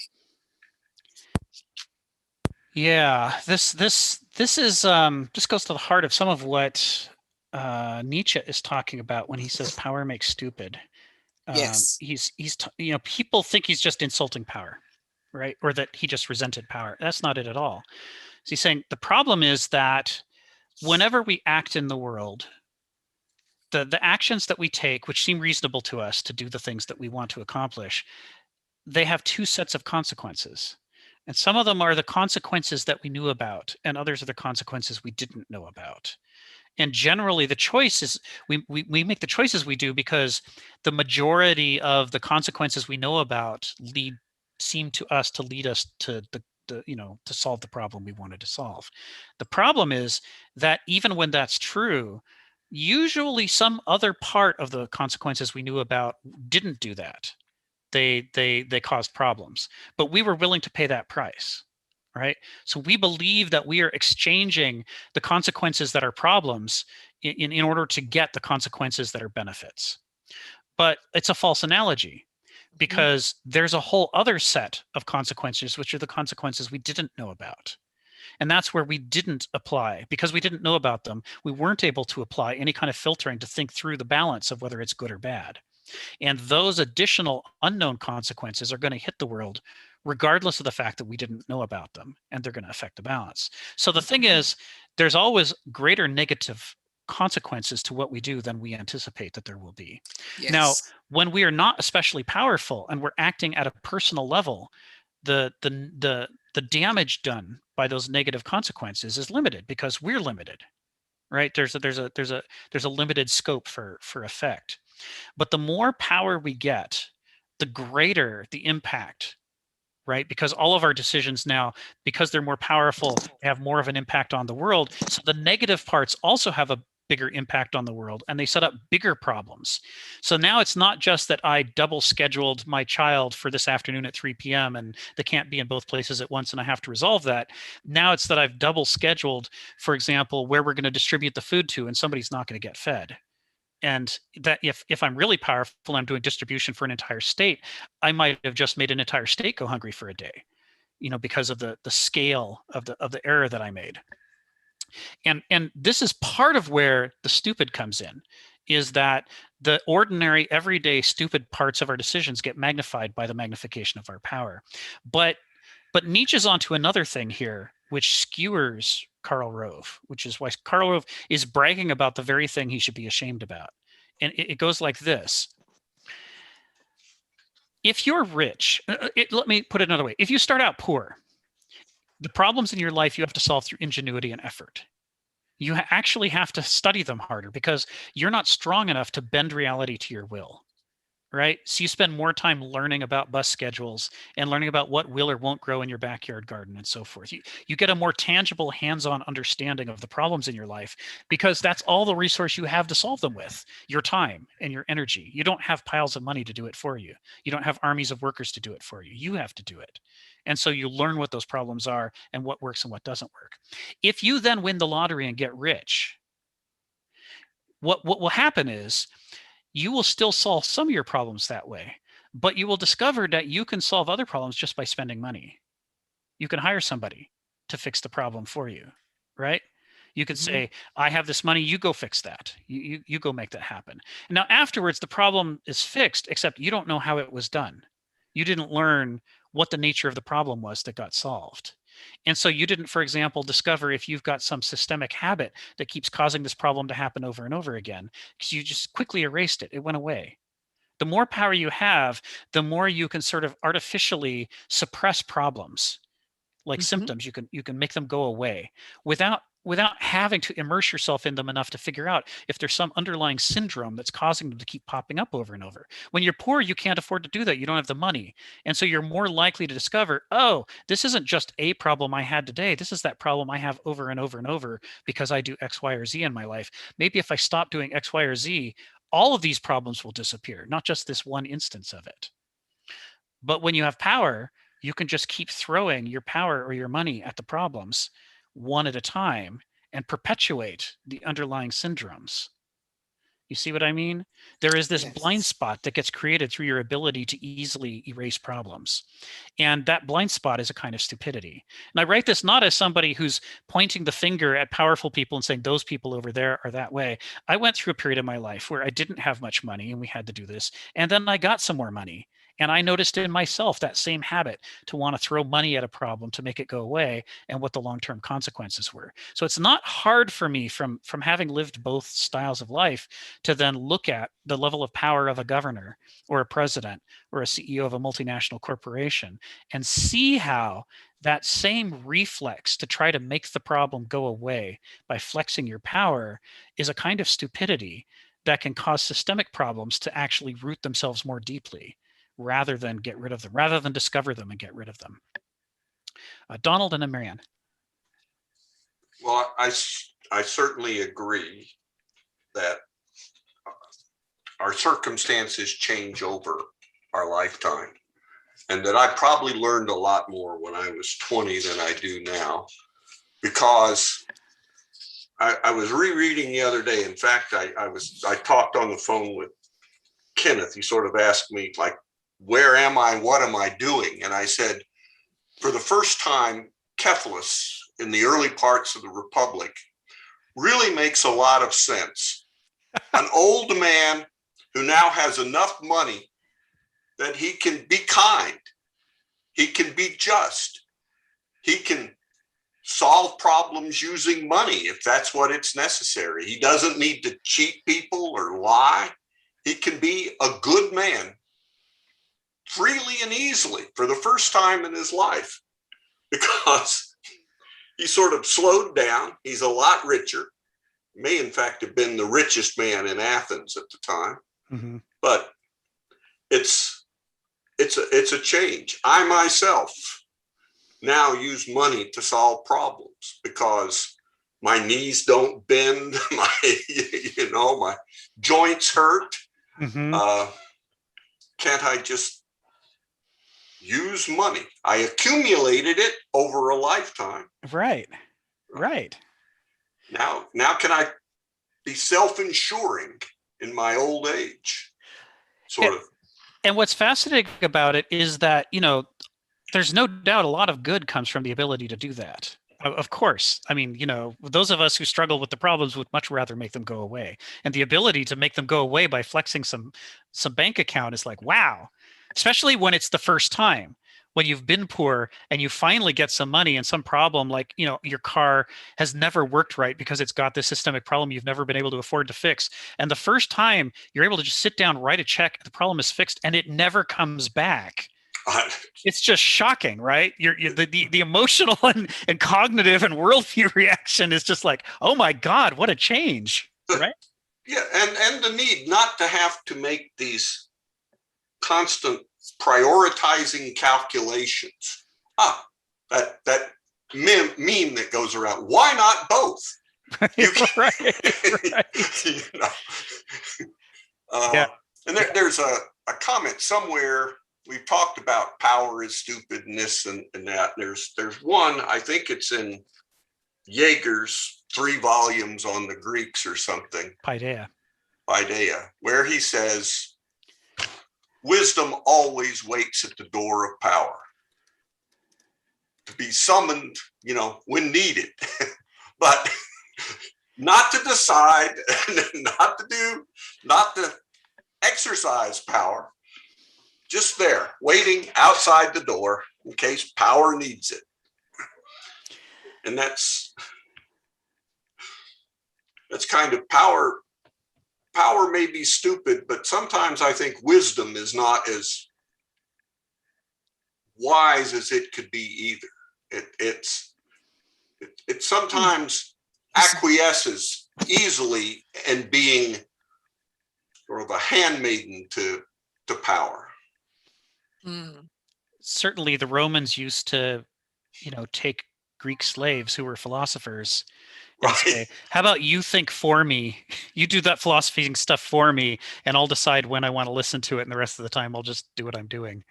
Right. There's been a few fictional series about Cicero and his slave that certainly confuse the issue of who wrote what. Oh, if you could think of a title of one of those, could you put it in the chat? Because now you've piqued my curiosity. I'm going to call on, let's see, Sharon, Marianne, then Fred. I have a question though. Yep. We talked about power, and through power, sometimes you have an inability to see and therefore solve problems. And I think we're living that. We have more than 500,000 people dead because of that, right? And so my next question is, so are power and virtue and poverty and money, are all those mutually exclusive? Because if you're poor, I think you have some virtue, right? Not because you don't have enough money, so you don't have to lie and cheat. Not all poor people do. I know they work their way to the top. And there are people who have money and power and still have some virtue. So I don't think any of those are mutually exclusive. But I don't know how we put the philosophical tint on that. Yeah, it's about pressures, right? So the pressures on somebody with money are different from the pressures on somebody without. And you can respond to pressure by going along with it, but you can also respond to pressure by resisting it. And so, just because you have some money doesn't mean you have to immediately shift gears and become an idiot. You can, you can go into it with your eyes open going, no, I got to be careful with this stuff or I'm going to be stupid. And so let me think carefully and try to use it wisely. It can go either way. You're right. It's not an either or. And it's the same with poverty. You can be a poor person who struggles to make the best of your circumstances, or you can be a poor person who's just given up and, tries to escape and, spends your whole time in addiction or violence or what have you. There's not a direct equation between wisdom, foolishness, and power and lack of power. You're absolutely right. We have to understand these things with nuance, circumstantially. Thank you. Marianne, then Fred, then Stephen. There was a lot that I've been thinking. So when Rick was talking about the idiocy and throwing money at it, it reminded me of Jared Diamond and Collapse and how the rich people only outlasted the poor people because they couldn't really see that the problem was in the agriculture, that their soil was so poor. And then I was thinking about how we have this industrial agricultural system that is the productivity of our soil is being reduced by how we are doing it. And then that made me think of Bill Gates. And I was hoping that Bill Gates buying up all this ag land was going to come and save us, but I don't think he has the wisdom that kind of was waiting at the gate for power. I think the power is really in the agricultural industry right now, in the industrial agricultural industry. And really there was a lot, like when Sharon was talking about peasants and the virtue, there's a lot of wisdom in agricultural that comes from people that have had to work their land. And so I think that's true. But then I think of the Russian peasants and how the mobility thought that they had such a good life because they didn't have all that stuff and it was just romanticism. So I went on that vein, and I'm sorry that I'm all over the place, but where I'm like trying to follow this conversation Sure. in my own filters. So thank you. Well, so let me build on that in a way that talks about the topic of artificial scarcity with a again a very strictly U.S. example. This doesn't have anything to do with circumstances in Australia or anywhere else in the world, but something that happened in the U.S. during World War II that most Americans don't know about. We know that we locked up Japanese Americans, or anybody we suspected of being Japanese American, in internment camps, right? And we said that the reason we did that was because since we were at war with Japan, we couldn't be sure that Japanese Americans were more loyal to America than they were to Japan. Maybe they were going to be spies and saboteurs, and they were going to, you know, harm America. And so the only way that we could be safe was to lock them up. This was the argument, right?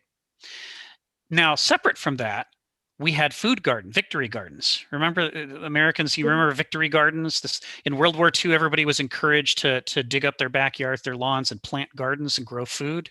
And it was for the war effort, because the theory was that the war was causing scarcity, you know, because all the resources were going into fighting the war. And therefore, we needed everybody to help to produce the food to make up the difference, right? And as we were taught in school, those are two completely unrelated things. They have nothing to do with each other. Mhm. But that's not the truth. The actual truth is that the movement, the political movement in the United States to lock up Japanese Americans didn't come from the War Department. It came from farmers in California. It came from white farmers in California.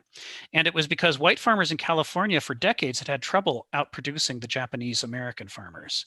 Because it turns out Japan had this history of agriculture going back thousands of years. And it was an intensive agriculture with very little land because Japan couldn't grow and expand. It was an island. They had to focus on how do you get the maximal harvest possible out of a given yard of soil, going back to engineering terms. And they were very, very good at it. And so the Japanese farms in California were massively productive. Now, the US farming history wasn't so deep. We'd only got here a few hundred years before, and we were spreading rapidly across the country. We hadn't been in any one place for very long. We weren't really very good at it. And a lot of it was dependent upon hiring other people to do the work for us in the white-owned farms in California. And so what happened was a movement arose in California to say, wouldn't it be great if we could just acquire all those Japanese farms? How could we do that? Wait, I know. Let's accuse them all of being traitors and lock them up.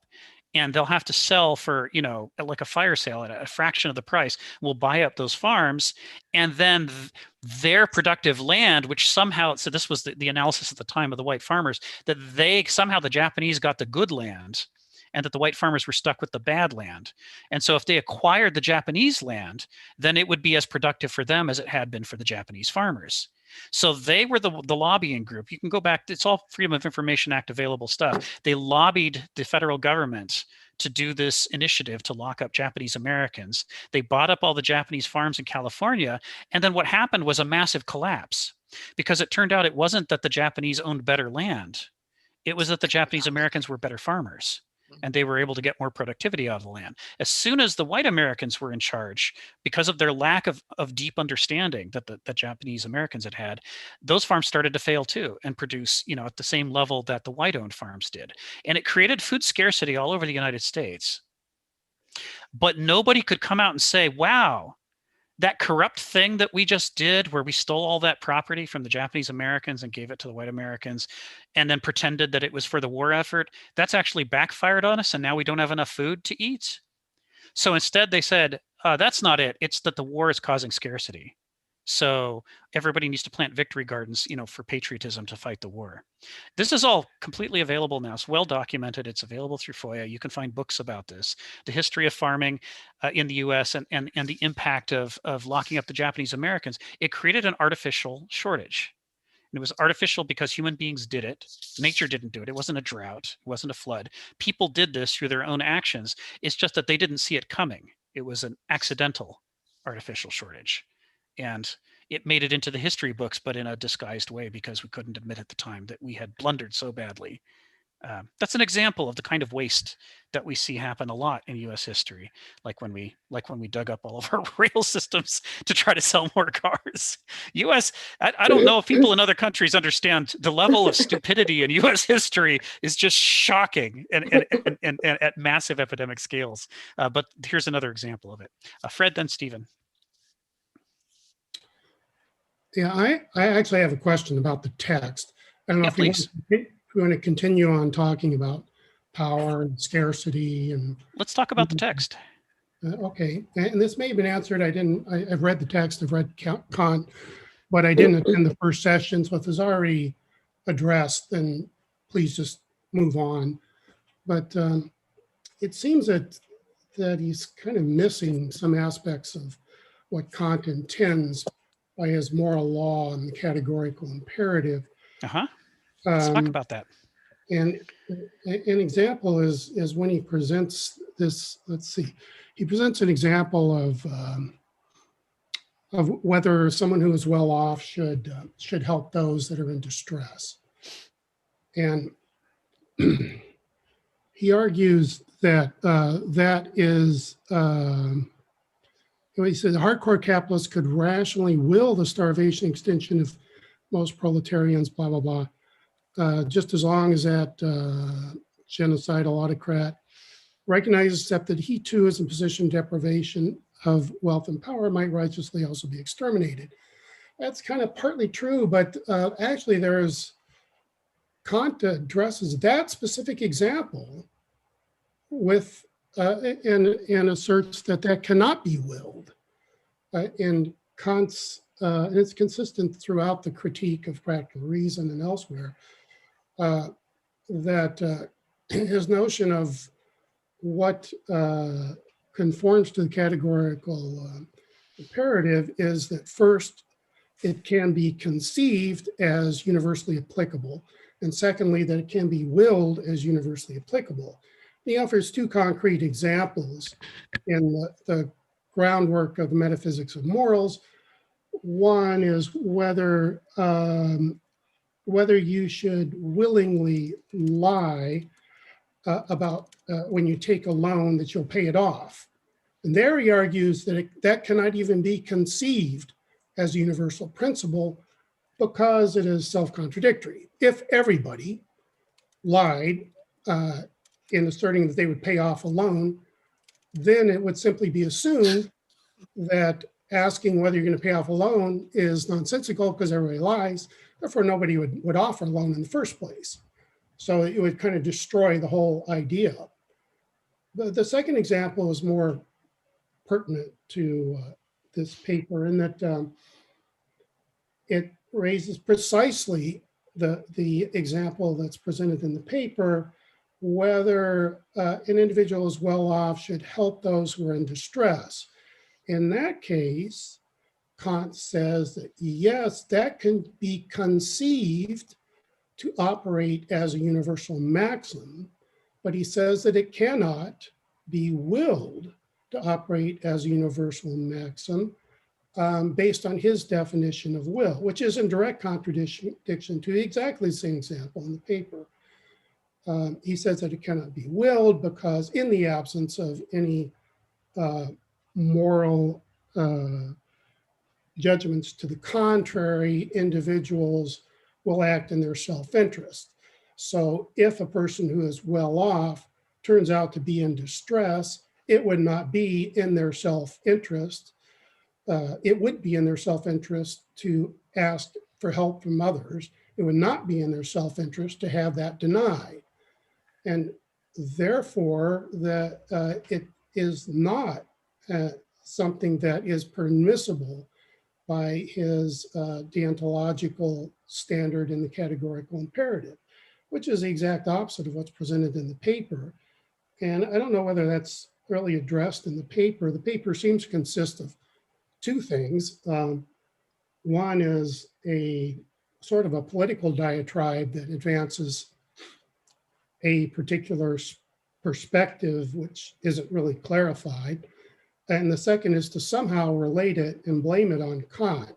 And it's the second part that I find lacking, and that he may or may not be right in whatever he claims he makes about social Darwinism, et cetera, materialism. He may or may not be right, but I think he fails in ascribing that to Kant. Kant's, for one thing, Kant's Kant's standard is what is morally permissible. So it's a necessary condition, not necessary and sufficient. So these things, what certain moral standards may satisfy, according to Kant, the dictates of reason, but they may nevertheless still not be deemed moral by the individual or by the collective. So, I mean, an example is turn the other cheek. When you hit turn the other cheek, it would seem that that perhaps has no relevance to the categorical imperative. That goes beyond the restriction. You know, Kant's all about limitations. Mm-hmm. So he says that if it can be universally applied, then it is permissible, not required, but permissible, that it's a rational rule of reason. So I think he might be, you know, the author might be burdening Kant too much with the sins of Western civilization. So, did you read the part about the Kant crisis? Yes, I did. So he's talking here not just about what Kant says, but about what was the impact that Kant's philosophy had upon Western civilization. What did people do in response to Kant? What when they read Kant, what did they see, and what did they take away with them? What did Kantianism become after Kant? Right, and if he chooses to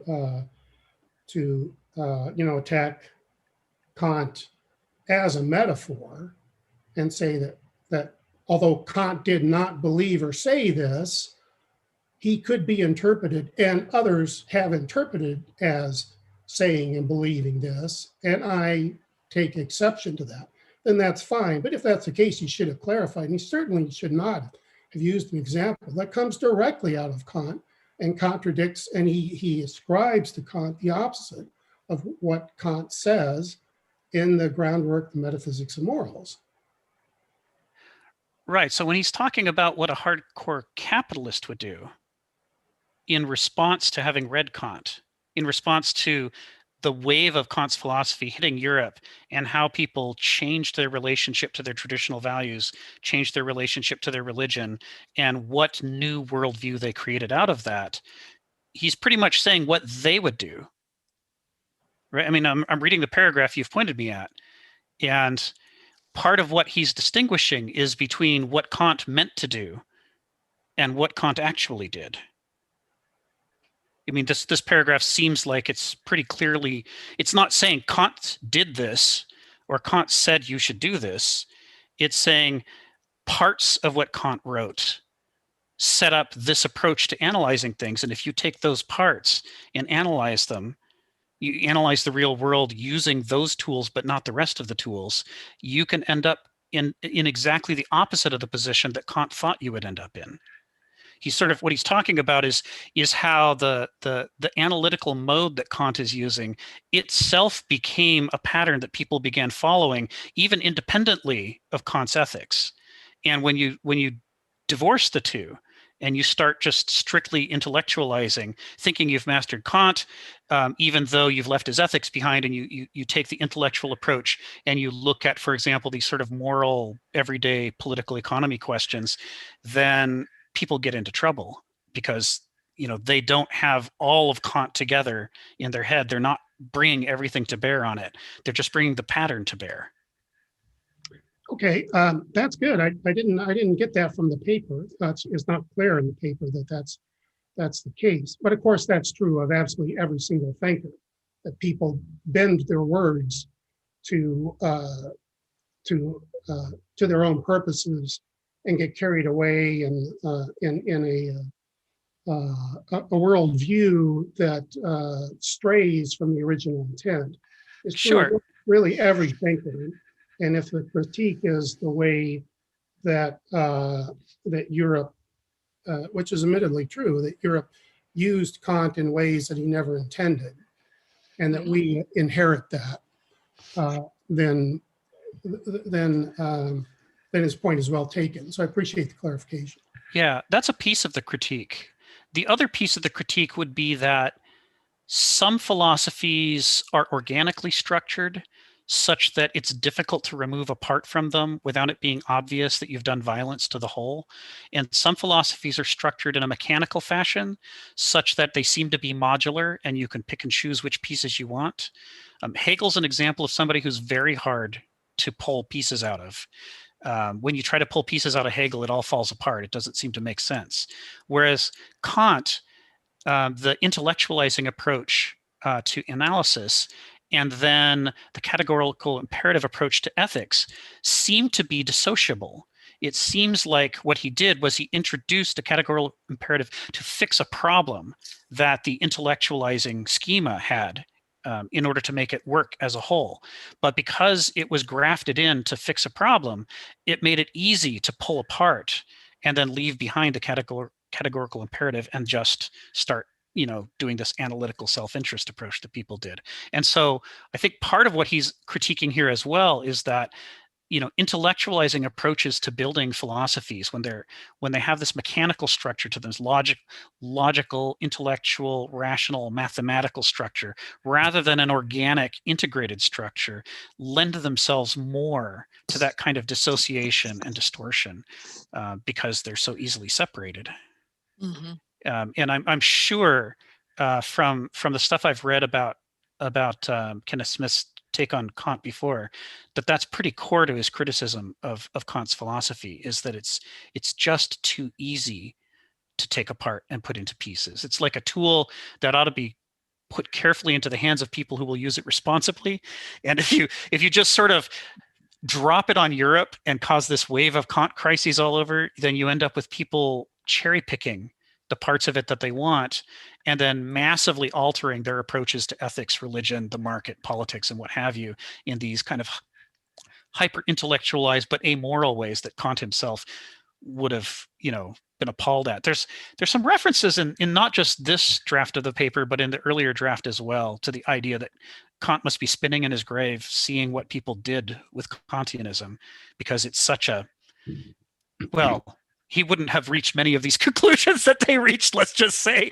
Many of them are exactly what he was hoping they would not do. It's like, he talked in the opening of the 2000 draft, and I can't remember if it's in this draft as well. I think it is, about the way that Kant wanted to stop intellectualizing amorality.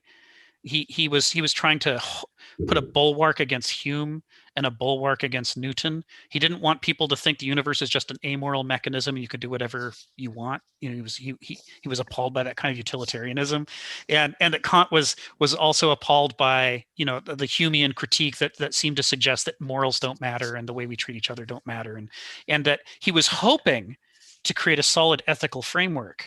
But instead, what people did was they left behind the categorical imperative and they took the intellectualizing approach and they systematized all the worst parts of modernism and made them into this great world machine that, that's exactly what Kant was trying to stop, right? He didn't want that to happen at all. Yeah, okay, well, thanks. That's helps clarify, although that's, to my mind, still a serious flaw in the paper. I'm taking in context in that particular example, in that paragraph, when he says that the Bleeding Heart Charity of the Liberal and the Stony Hearted Miserly Social Darwinian could appeal to the rationalizing rigors of Kant's categorical imperative, would seem to indicate that they could appeal to Kant's categorical imperative. That's the way I read it, but I guess that's contravened by other things he says elsewhere. Yeah, it's the opening. I think it's in the first paragraph under 1 point. In the opening about Kant, right at the beginning, after he gets through the quotes and the first paragraph, the very next paragraph, he sets up his premise for the paper, which is that Kant is trying to stop these things that instead co-opted him, or rather co-opted his philosophy. Okay, well, maybe version 3 will correct some of the inconsistencies. Thank you. I won't talk anymore. Well, I'm glad you brought it up, and I'll bring it up with him and see if he can tune this up for you. Thanks. Yeah. Let's see, Stephen, then James. Yeah, well, I've got a major point, but just to continue, please, go ahead. devil's advocate, I would probably say that your Japanese farmer example is just probably somewhere a load of rhetoric has been created, which is baloney. That's my position at the moment. I could be wrong. Okay, thank you, Stephen. What else? Another thing is you guys eternally arguing this socialist perspective that there's some mean guy keeping the cookies and lollies away from you. That's Sounds point like two. Okay, That's go point ahead. two. All right, now I'm going to go on to my major point, which has nothing please. to do with all that. I think it was Sharon that raised it when she said, "Oh, even the poor people have some virtue." Now, this is an interesting point. There would be many who say the poor have no virtue, if not that they are in fact a negative. They are a negative upon society. That's become very much the modern operation of thinking in many areas. Yes, you hear it a lot.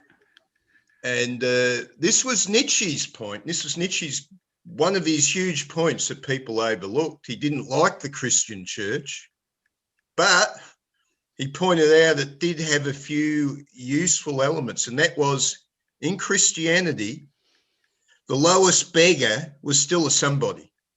He was still a soul for God. You know, the churchmen weren't even sure, well, is the beggar's soul just as much loved by God as the most richest, powerful person? So the soul, at the end of the day, there was this incorruptible value that couldn't be taken away from the person under Christianity. Of course, Nietzsche points out when we got rid of Christianity, we lost that basis for the value of every single person. Yes. And now we're in a dilemma. I mean, Feuerbach and Marx have tried this socialist perspective to replace Christianity with some sort of purely materialized system. But in the end, they've only replicated the Newtonian fallacy. This is a fascinating thing. Yes. Yes. So that's my point. We argue this perspective. Kant was obviously struggling with this. In the end, if we take away the soul, then there is only the material left. And we can argue that a material existence can have no value. But the soul always gave you a guarantee. The worst comes to worst, you go up to God, fine. God will hold you to his breast and love you, no matter how low or fallen you are. Right, right. That's an Okay. excellent point. That's an excellent point, Stephen. And it's overlooked a lot in Nietzsche. People often don't notice that. So kudos to you for catching that. That part of what he's critiquing is that, you know, people think that Nietzsche was against the divine because he said God is dead, but what he was against was modernism's approach to religion, which sucked all of the value out of it, just for the reasons you're saying. That what he liked was, you know, he thought that religion ought to make life worth living and more vital and make you more alive and more engaged. And what he didn't want was religion to make you think that people don't matter and that the world doesn't matter and life doesn't matter. And so his great critique was against the way that Christianity and the modern world had done exactly what you said, pulled the value out of the soul to the point that poor people could then be dismissed as being worthless, which he said was totally wrong. Yeah, you're. Thank you for that, Stephen. Well, I'm not saying it is totally wrong. I'm saying it's possible to dismiss some people as worthless. I could be wrong. I'm simply being the devil's advocate. That's my role in life. I have to keep you guys on your toes. Well, so yes, but then the challenge is if I agree with you, then you have to say the opposite now in order to keep me on my toes. So sometimes I'm going to disagree with you, but sometimes I'm going to agree with you, and I can see this will present a conundrum if you want to be the devil's advocate. I'm just saying, look, I could come and, you know, Margaret Thatcher's a hero, Donald Trump's a hero. I think it's dangerous when we adopt the fixed position that Orange Man is bad and cease to think after that. Thank you for that, Cease Stephen. to think. Absolutely stop considering that the other side might have a point or two. Thank you, Stephen.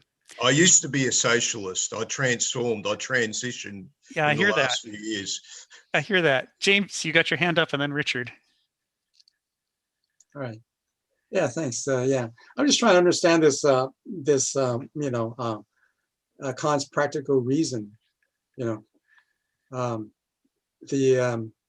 that the rational mind. Of course, we rely on to make certain judgments and have to think of what might be good for most people, right? And that's consistent. But to use it and make it into a categorical imperative, right, would be to disregard maybe your own conscience, or disregard your own care, or a special care for people close to you, that what you may decide what's moral or what's good might be in disregard of what is universally good. Is that possible? Could that be like one of the weaknesses of that kind of idea of the categorical imperative? Because you make it into a categorical imperative, it's kind of like it becomes a higher standard that you have to obey somehow. That original universalizing move that you made, which may be right, but maybe it may be not the best, or the best for you, right? It's maybe not be the highest good for your moral stand, or for your moral position. So I was just responding to trying to respond to what the other was it what Fred was saying. Yeah, Fred was saying about that. So I just trying to get at what Ken Smith was really getting at, because I believe that he was making a very valid point about Kant's categorical imperative. It doesn't really invalidate what he was saying, his criticism of Kant, that what Kant intended. There's something about that's deserving of critique. Yeah. The idea that ethics can and should be reduced to what you can logically work out is fraught. It's I think part of the way that we've arranged our Mythos and Logos book that we're working on together is we put the bit about infancy first, right? About the live wire experience of an infant. It's so immersed in begriff, so immersed in Gnozic experience of life, because that's how we begin. We don't start as intellectual calculating machines. We start as part of life, experiencing life, full of all these emotions and experiences and perceptions, none of which we understand. And Hegel's critique of Kant is that Kant's philosophy can't account for that. It rules it out and says, let's start later in life, after the point where we can be rational. And let's just try not to think too much about the ugly, icky, gross beginnings that were sub-rational. But Hegel says what that misses is that the journey each of us actually goes through in life is that we develop ethics not out of intellect and reason, but out of that messy, emotional, immersive experience of life. That's where ethics begins. And you see this as well in the way that kindergarten teachers teach kindergartners. They don't start by saying, first, I'm going to give you all the tools of the adult world. I'm going to teach you how to drive cars, and I'm going to teach you how to do formalizing logic and rhetoric so you can win debates. And I'm going to teach you all that stuff. And then later, after you have all that stuff worked out, we'll talk about how you could determine right from wrong using those adult tools. This is not the way any kindergarten teacher teaches ethics. The way they teach ethics is the other way around. They start by saying, stop hitting Bobby over the head with that block. No, you can't take Susie's lunch away from her. If you do that, you're going on timeout. First, you set up the framework of acceptable behavior, because if you don't set up the framework of acceptable behavior, you have unacceptable behavior going on in the classroom, and then you're never going to get to teach anything else. Like, it doesn't matter how much power a kindergartner has if they don't understand why you don't steal from the kid sitting next to you, why you don't just punch someone in the face when you get angry. You have to start with the ethical basis and work your way up. And Kant didn't like that, right? Kant was trying to undo that and trying to come up with a mode for ethics that would be strictly intellectual, in contrast to the way it actually develops in human beings.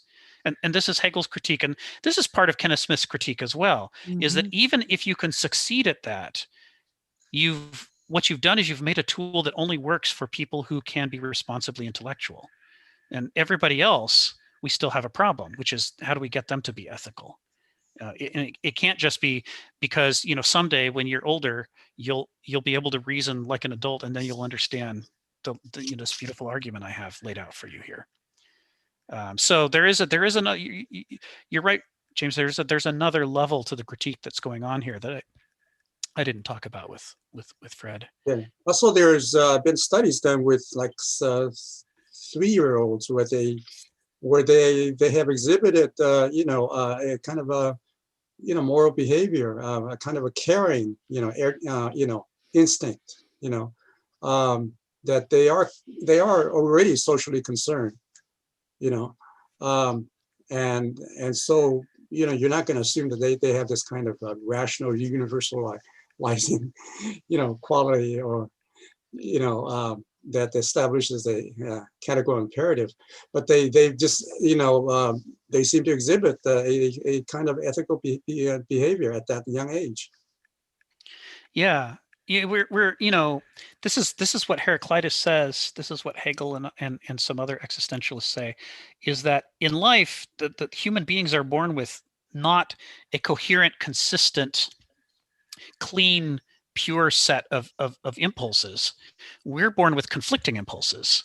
We're in conflict with ourselves at all times, and we have just as we might have a desire to share our lunch with somebody who's hungry, we also have a desire to take the lunch away from somebody who's got something nicer than we do, and that we're struggling with these different impulses inside ourselves, that what it is that we decide to do isn't some pure clean equation, but is the result of this tug of wars going on, and that this conflicting nature of kind of harnessed opposing impulses is what's going on in us. At the same time, it's what's going on outside of us. It's the nature that we're in as well, that everything is made not through some kind of clean, pristine, organized design that logically, rationally, smoothly flows from premises to conclusions, but rather that unexpected things, contingency, and conflict play an enormous role in history, and in the actual working out of the world.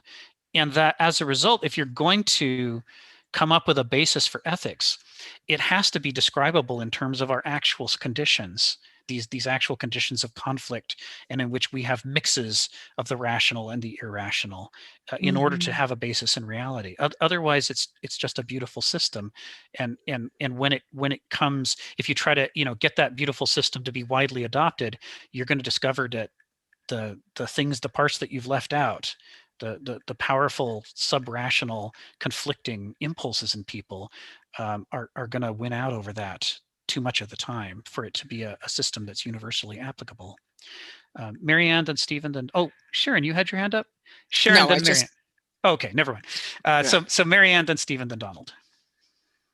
There is a theory in psychology that the reason why the Nazis were able to create that culture was because they were raised with authoritative parents, and they never really got the sense of ethics through their own beingness. And so they followed orders, and they were so dutiful that they were able to commit atrocities. And so when Rick talks about kindergarten, when I was listening to the conversation about Kant, I kept thinking of that book, All You Needed to Know You Learned in Kindergarten.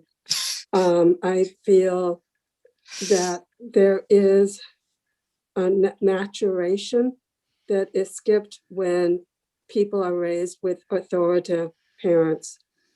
And I also feel that Ayn Rand is disgusting. I read her when I was about 14. Hey, I my ran, hero. right? I find that she has the ego being over when that architect blew up the building because it wasn't his design. I felt that I was so angry later in life that Alan Greenspan was running our country and calling people parasites and creating worker anxiety so that we would all fall in line. And that disconnect that Ayn Rand ran through our country. And I think because she was Russian and she came from the communist state, she aggrandized ego as an adolescent, not as a functioning adult. Okay, thank you for that. Stephen, go ahead. Yes, I see the outbreak of socialism is still going on, but I'll go back to my the Nietzschean premise again, that James Kay again brings up the argument. Nietzsche makes this point: when we got rid of God, we got rid of the guarantee of our mind, the guarantee of our soul. And this goes back to Hume as well in the question of identity. You know, the medieval Christian ran around with his little glowing light in his head and he thought, yeah, that was given to me by God. I could be good or evil with it and it's all real. Of course, Hume's suggestion is we're a bit of a figment of our own imagination. Are we really who we think we are? And so the whole sort of moral basis of Western civilization was being undermined. This is what Nietzsche points out, that when we got rid of God, we got rid of the guarantee of the soul. And now James Kay's come back. He's trying to find the soul. He's trying to find the guarantee of my value, my personal value in Newtonian physics. I can find it in the instincts. This is what's going on there. And of course, we're going to establish what moral is. And moral's a formula. Moral's a machine. And of course, we'll notice that certain people like me, you know, Trump supporters, have some disease called narcissism. They must be eliminated. This is where you're going with that sort of thought. This is why I play the devil's advocate. Thank you, Stephen. Next up is Donald. Oh, are you on mute? You're on mute, Donald. There we go. There we go.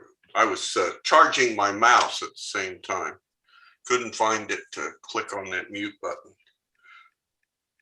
Well, I certainly think there's great danger in these ideal perfect systems.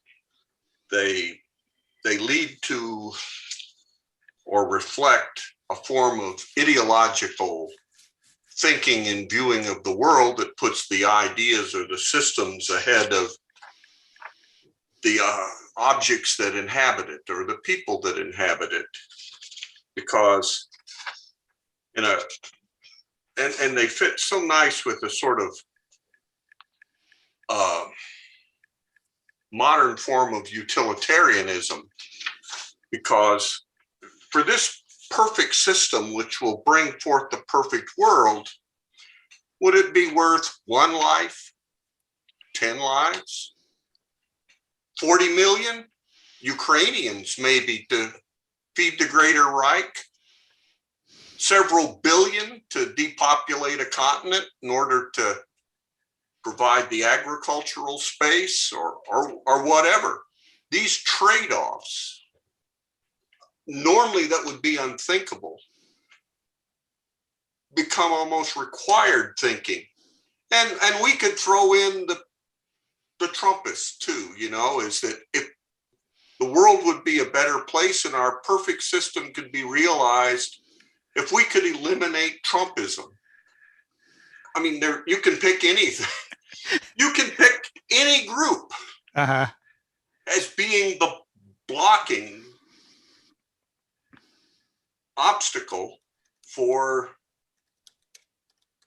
your perfect system. And compared to that perfect system, sort of utilitarian calculus, well, especially when you look, I mean, there are an infinity of unborn people in the future, and we can always, would it be worth how many lives? Well, there'll be an infinity that'll be better in the future because we actually eliminate the real ones here now that are vexing us because they're keeping us from implementing our ideology. I mean, in that sense, a messy Hegelianism, heck, a messy kindergarten. I mean, the kids putting each other's toys in their mouth won't won't cause the harm that one good ideologist could do. Thank you, Donald. Sharon, then Fred, then Richard, then Stephen. Yes. Because we're on the downswing, we're almost done. I wanted to just say that when I think of my summary of Immanuel Kant, the word that springs to mind is duty. And duty has got positives and negatives. And we saw duty in the social and political sense. And I see when duty causes harm and runs amok in the medical sense.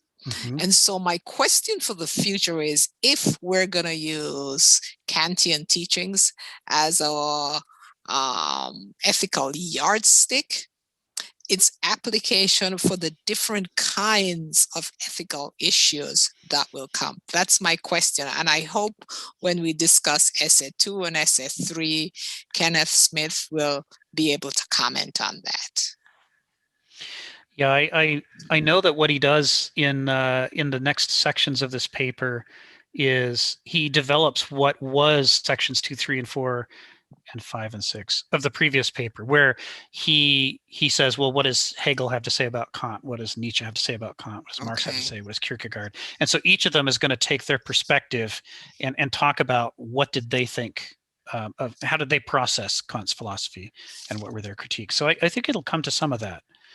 But, you know, typical of Kenneth Smith's style is that at the end of it, what we're left with is a variety of perspectives on the problem from which we're then expected to, you know, come to our own conclusions about. Now that we've seen that Kant can be understood in a lot of different ways, you know, how do we then want to go forward to try to do justice to Kant and to interpret him in light of all of these? But yeah, I'm looking forward to reading them. Let's see. I think Fred's next. Go ahead, Fred.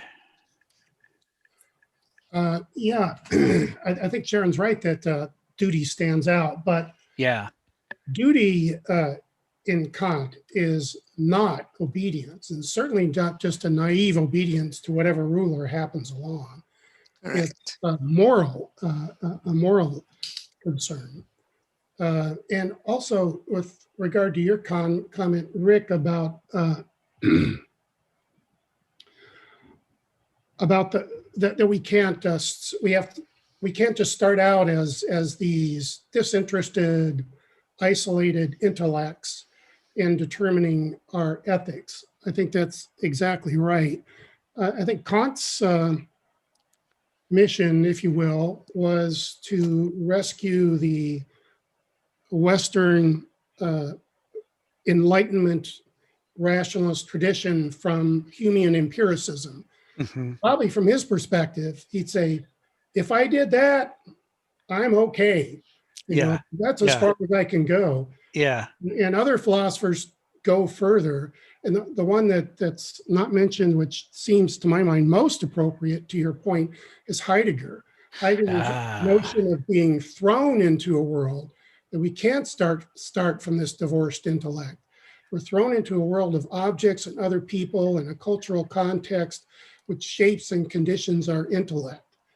Now, I haven't read enough Heidegger to know what the moral implications of that are, but I'd be curious how you rescue any notion of ethics or moral duty, given those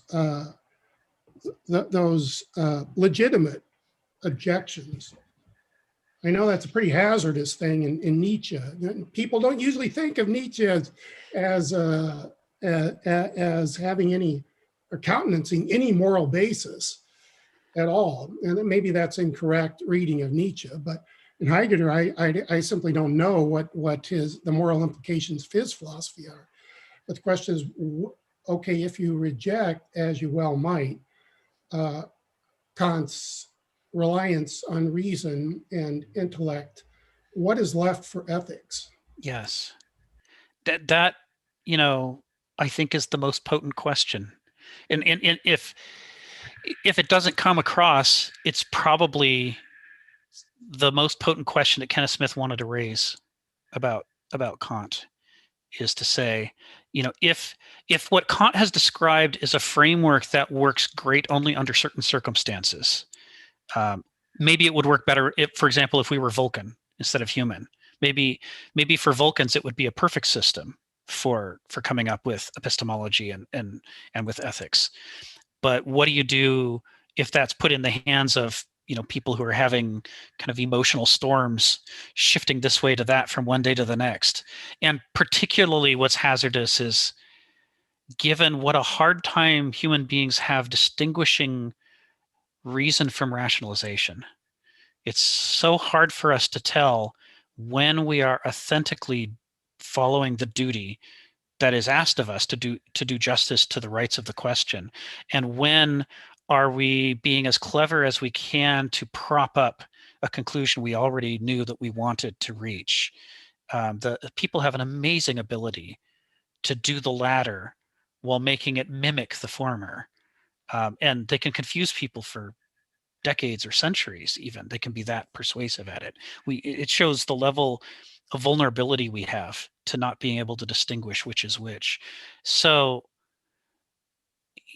if we take these critiques seriously, I think you're right that where it puts us is exactly the question you just raised. It's perhaps the most important question of the modern era, which is, well, how are we supposed to decide what's right and wrong? How are we supposed to decide how we treat each other if we accept Kant's premise that all of these pre-rational forms are not actually solid foundation, but if what he tried to replace it with doesn't actually work for our species given our circumstances, then we have a big problem, and it's the core problem. And anybody who looks at 20th century history, whether that's the Stalinist gulags or the Nazi concentration camps or what have you, there's plenty of places to look in the modern era and see what happens when people go off the rails and get confused about this stuff. As our power grows, our capacity to do damage through error grows, and it makes the question more and more important and urgent to answer. At exactly the same time, we're looking at it going, but I can't see how we can answer it clearly. I mean, what's the good basis for this? So bless you for bringing that up. I think that's the target that we've all got to somehow figure out. And I would love, I'm actually, because of what you brought forward in this talk today, Fred, I'm gonna spend more time with Kant. I especially want to read more about duty in Kant. I'm intrigued by the way that he uses it in relation to ethics. And so thank you for bringing that perspective today, so that we could do some more diligence on this. Thank you for speaking up for Kant, man. I appreciate it. It's important, right? It's important to do justice to these people who are thinking so hard about these problems. Can I just say something very quickly before you go on to Steve? Sure. That was what I was alluding to. Duty has many, many iterations, right? And how we're going to use it as we go forward is a little bit of a conundrum. And so I agree with what Fred said. Yeah. Thank you, Fred. Yeah, there's good duty and bad duty, and good luck sorting out the two.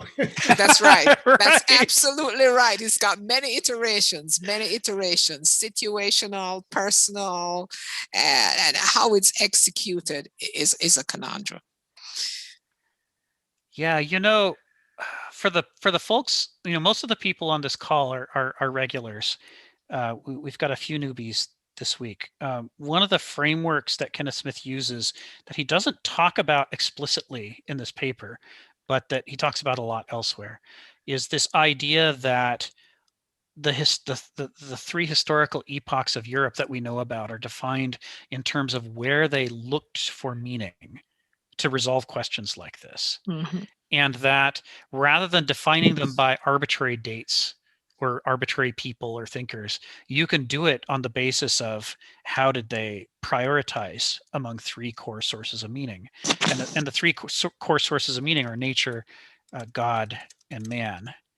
And in the schema that Kenneth Smith uses, that he got from Hannah Arendt and others, all the way back to the Greeks, the ancient epoch used exactly that order of priority. They saw nature as the source of meaning and truth and also ethics, and that they saw the gods not as pre-existing nature, but as being part of nature and created from it, as being like focal points to show us aspects of nature that we had to pay attention to because they were so important and so influential over human lives, that if we didn't pay attention to them, they trample us, because that's nature, right? You either attend to it or you become a victim of it.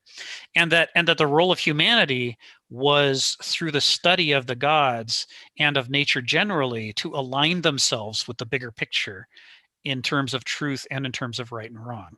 And that was the ancient worldview. And then he says the great revolution of the medieval worldview was the overthrow of nature. And to say, well, our God's bigger than that. Our God pre-existed the world. He created the world. The world doesn't mean anything. Only God has meaning, and only God has truth. And if you look anywhere else for meaning or for ethics or for anything else, you're going to find it's corruptible. And only God is incorruptible. And God has given us through grace, he's given us a soul that gives us a link to God. And because of that, we have a potential link to truth and to ethics. And that we can rely on those in a way that we can't rely on human beings and can't rely on nature. And this was the medieval revolution and the medieval worldview. And so what they did is they turned nature into a nihilistic abyss. It no longer meant anything. It was just merely some side effect of God. Despite Aquinas later coming along and rescuing nature to some extent. But the basic framework was that, everything was evacuated of meaning except God. And man had meaning only because of the little bit of meaning that God had put into us. Otherwise, we wouldn't mean anything either. And that what happened with the invention of modernism was the terrible consequence, a follow-through of the medievalist revolution, because modernism overthrew God and put man on top. But the man that it put on top was not the ancient man who has meaning as part of nature and as in relation to the gods, but the medieval man who doesn't mean anything without God, and now we got rid of God. And so what we did is we said our source of meaning is something meaningless. It's just whatever people decide to do, however they write their constitutions, whatever their laws are, whatever their economies, whatever they choose to do is what they do, and that's meaning and that's truth. And then nature and God only mean what human beings decide they mean, whether idiosyncratically in the case of our hobbies or our private lives, or communally in the case of our societies and laws. And that what that did, what Nietzsche is doing, is critiquing the idea of that what we thought was a liberation from the corruption of the medieval church turned into trying to found a civilization on the basis of the abyss, of nihilism, because we didn't examine what the medieval revolution had done to our concepts of God and nature when we overthrew God. And we found ourselves settled on nothing. And the problem is, if that's your starting point, and now you're trying to say, so how do we reason? How do we figure out what's true? And how do we think through right and wrong when we've already thrown out nature and God as possibilities, and we've already denuded man of having any consequence in either realm?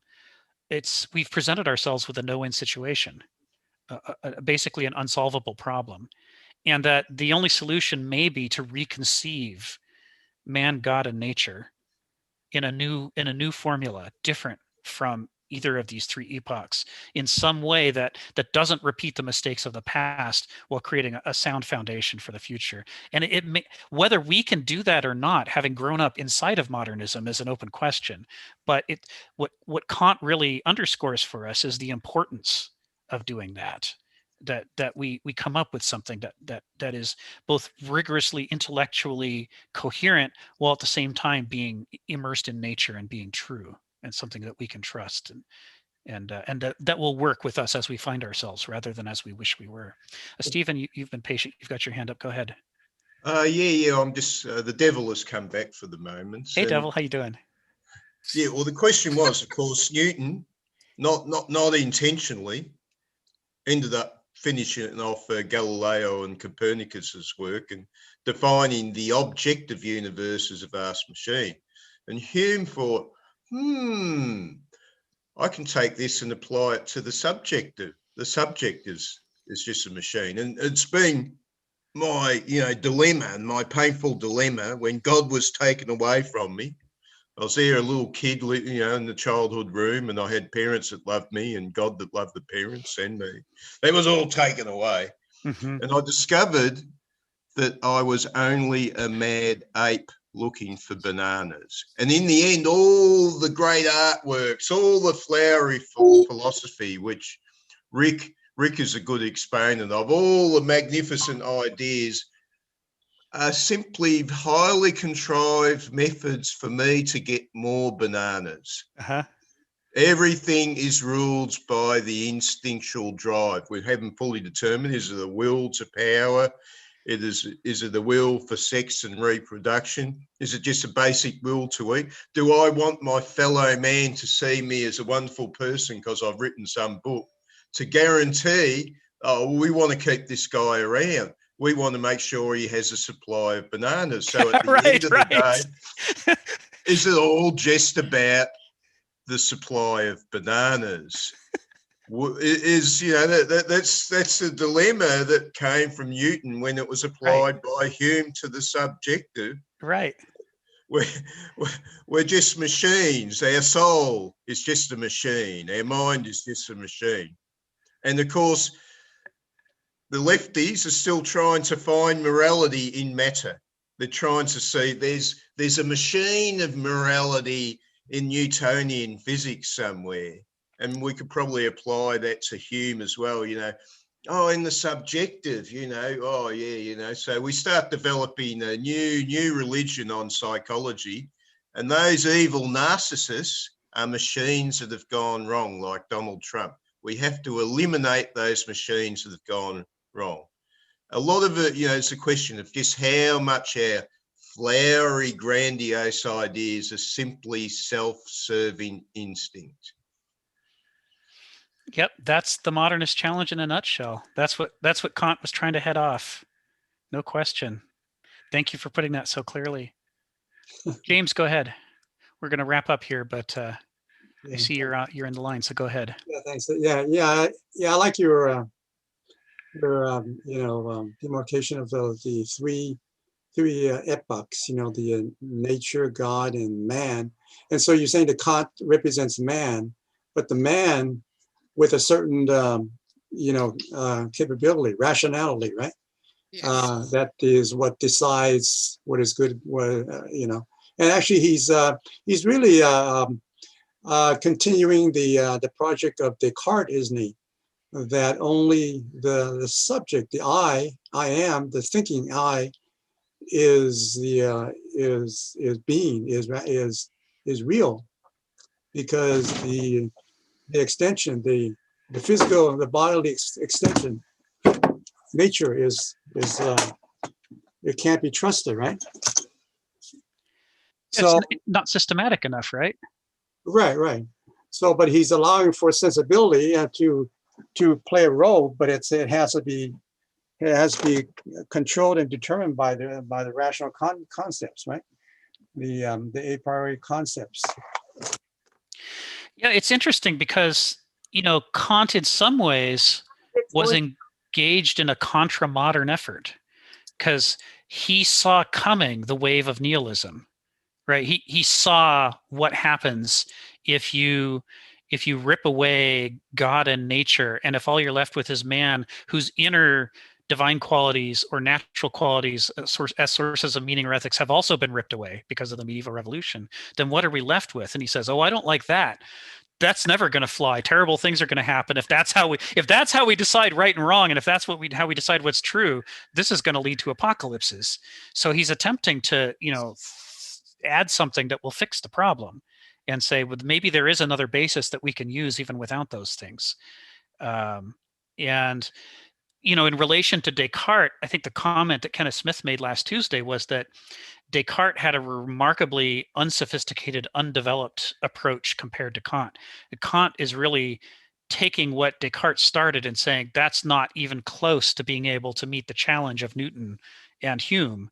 We need something a lot more sophisticated than that. And he's bringing his prodigious intellect to bear to try to create a schema for epistemology and ethics that is sophisticated enough to respond. But you're right, I think, James, to point out that it's certainly a development of it. It's basically his way of saying, if that's our firefighter who's trying to put out the fire, then we're doomed. So I got to run into the fire too and see if I can stop this thing.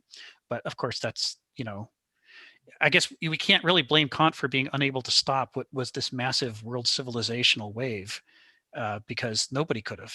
I think Fred's right about that. About we have to be cautious about the extent to which we blame Kant for not being able to stop what came next, and the fact that parts of Kant were co-opted by the people who were doing the thing he didn't want anybody to do. That can't really fall on Kant's shoulders either. I know we got hands up, but we're after the hour, and I'm gonna wrap up here. What are we doing next week? So next week we'll go back to Mythos and Logos. Okay. And if you guys email me, then I can add you to the Discord chat, and we'll post the thing up there, and we'll talk about it a little bit in advance. Where's to get the ready. email? Oh yes, here it is. Toad or Todd? Toad, right? Toad, ribbit. At stormwoods.com. That's it. So email me, and I'll send you the invites to Discord, and then we can get the essay up and start talking about it. Is Okay. David Riol still with us, or is he He's feeding who? his cat? Oh, David. Yeah, Riol. he's always here until the end. Yeah, there he is. Come out of hiding, David. Come out of hiding. Where are you? I'm here, buddy. I'm eating. Settle down. Did I do some good work, David? When do we get to stop talking about Trump? Is that ever going to come? Is that ever going to happen? Do we ever get a chance to stop talking about Trump? Is that going to happen? Never going to happen, David. I'm afraid he's the third great tragedy. First, there was Newtonian physics destroying the objective universe and introducing the nihilism. Then Hume completed it for the subject. Donald Trump is the new phase. So Stephen, I just want to put a plug in for Donald Trump, I dare say. He did a lot of controversial things, but when you come at it from a systematic perspective, he pointed out to us where our needs for improvement could be. And so I don't view him as holding negative at all. Negative enough, but not completely. No system ever is, I don't think. I just wanted to get that in there, and see you guys next week. I'll see you guys next week. Thanks, everybody. Yes. Great chat. Very stimulating. Yes. Thank you, everyone. Yes. Bye-bye. Bye-bye. Have a good day. Bye. What audio file, Joseph? The Marx one. On Yeah. Well, it just didn't. What was happening? What was it saying? It was redirecting me to. Hang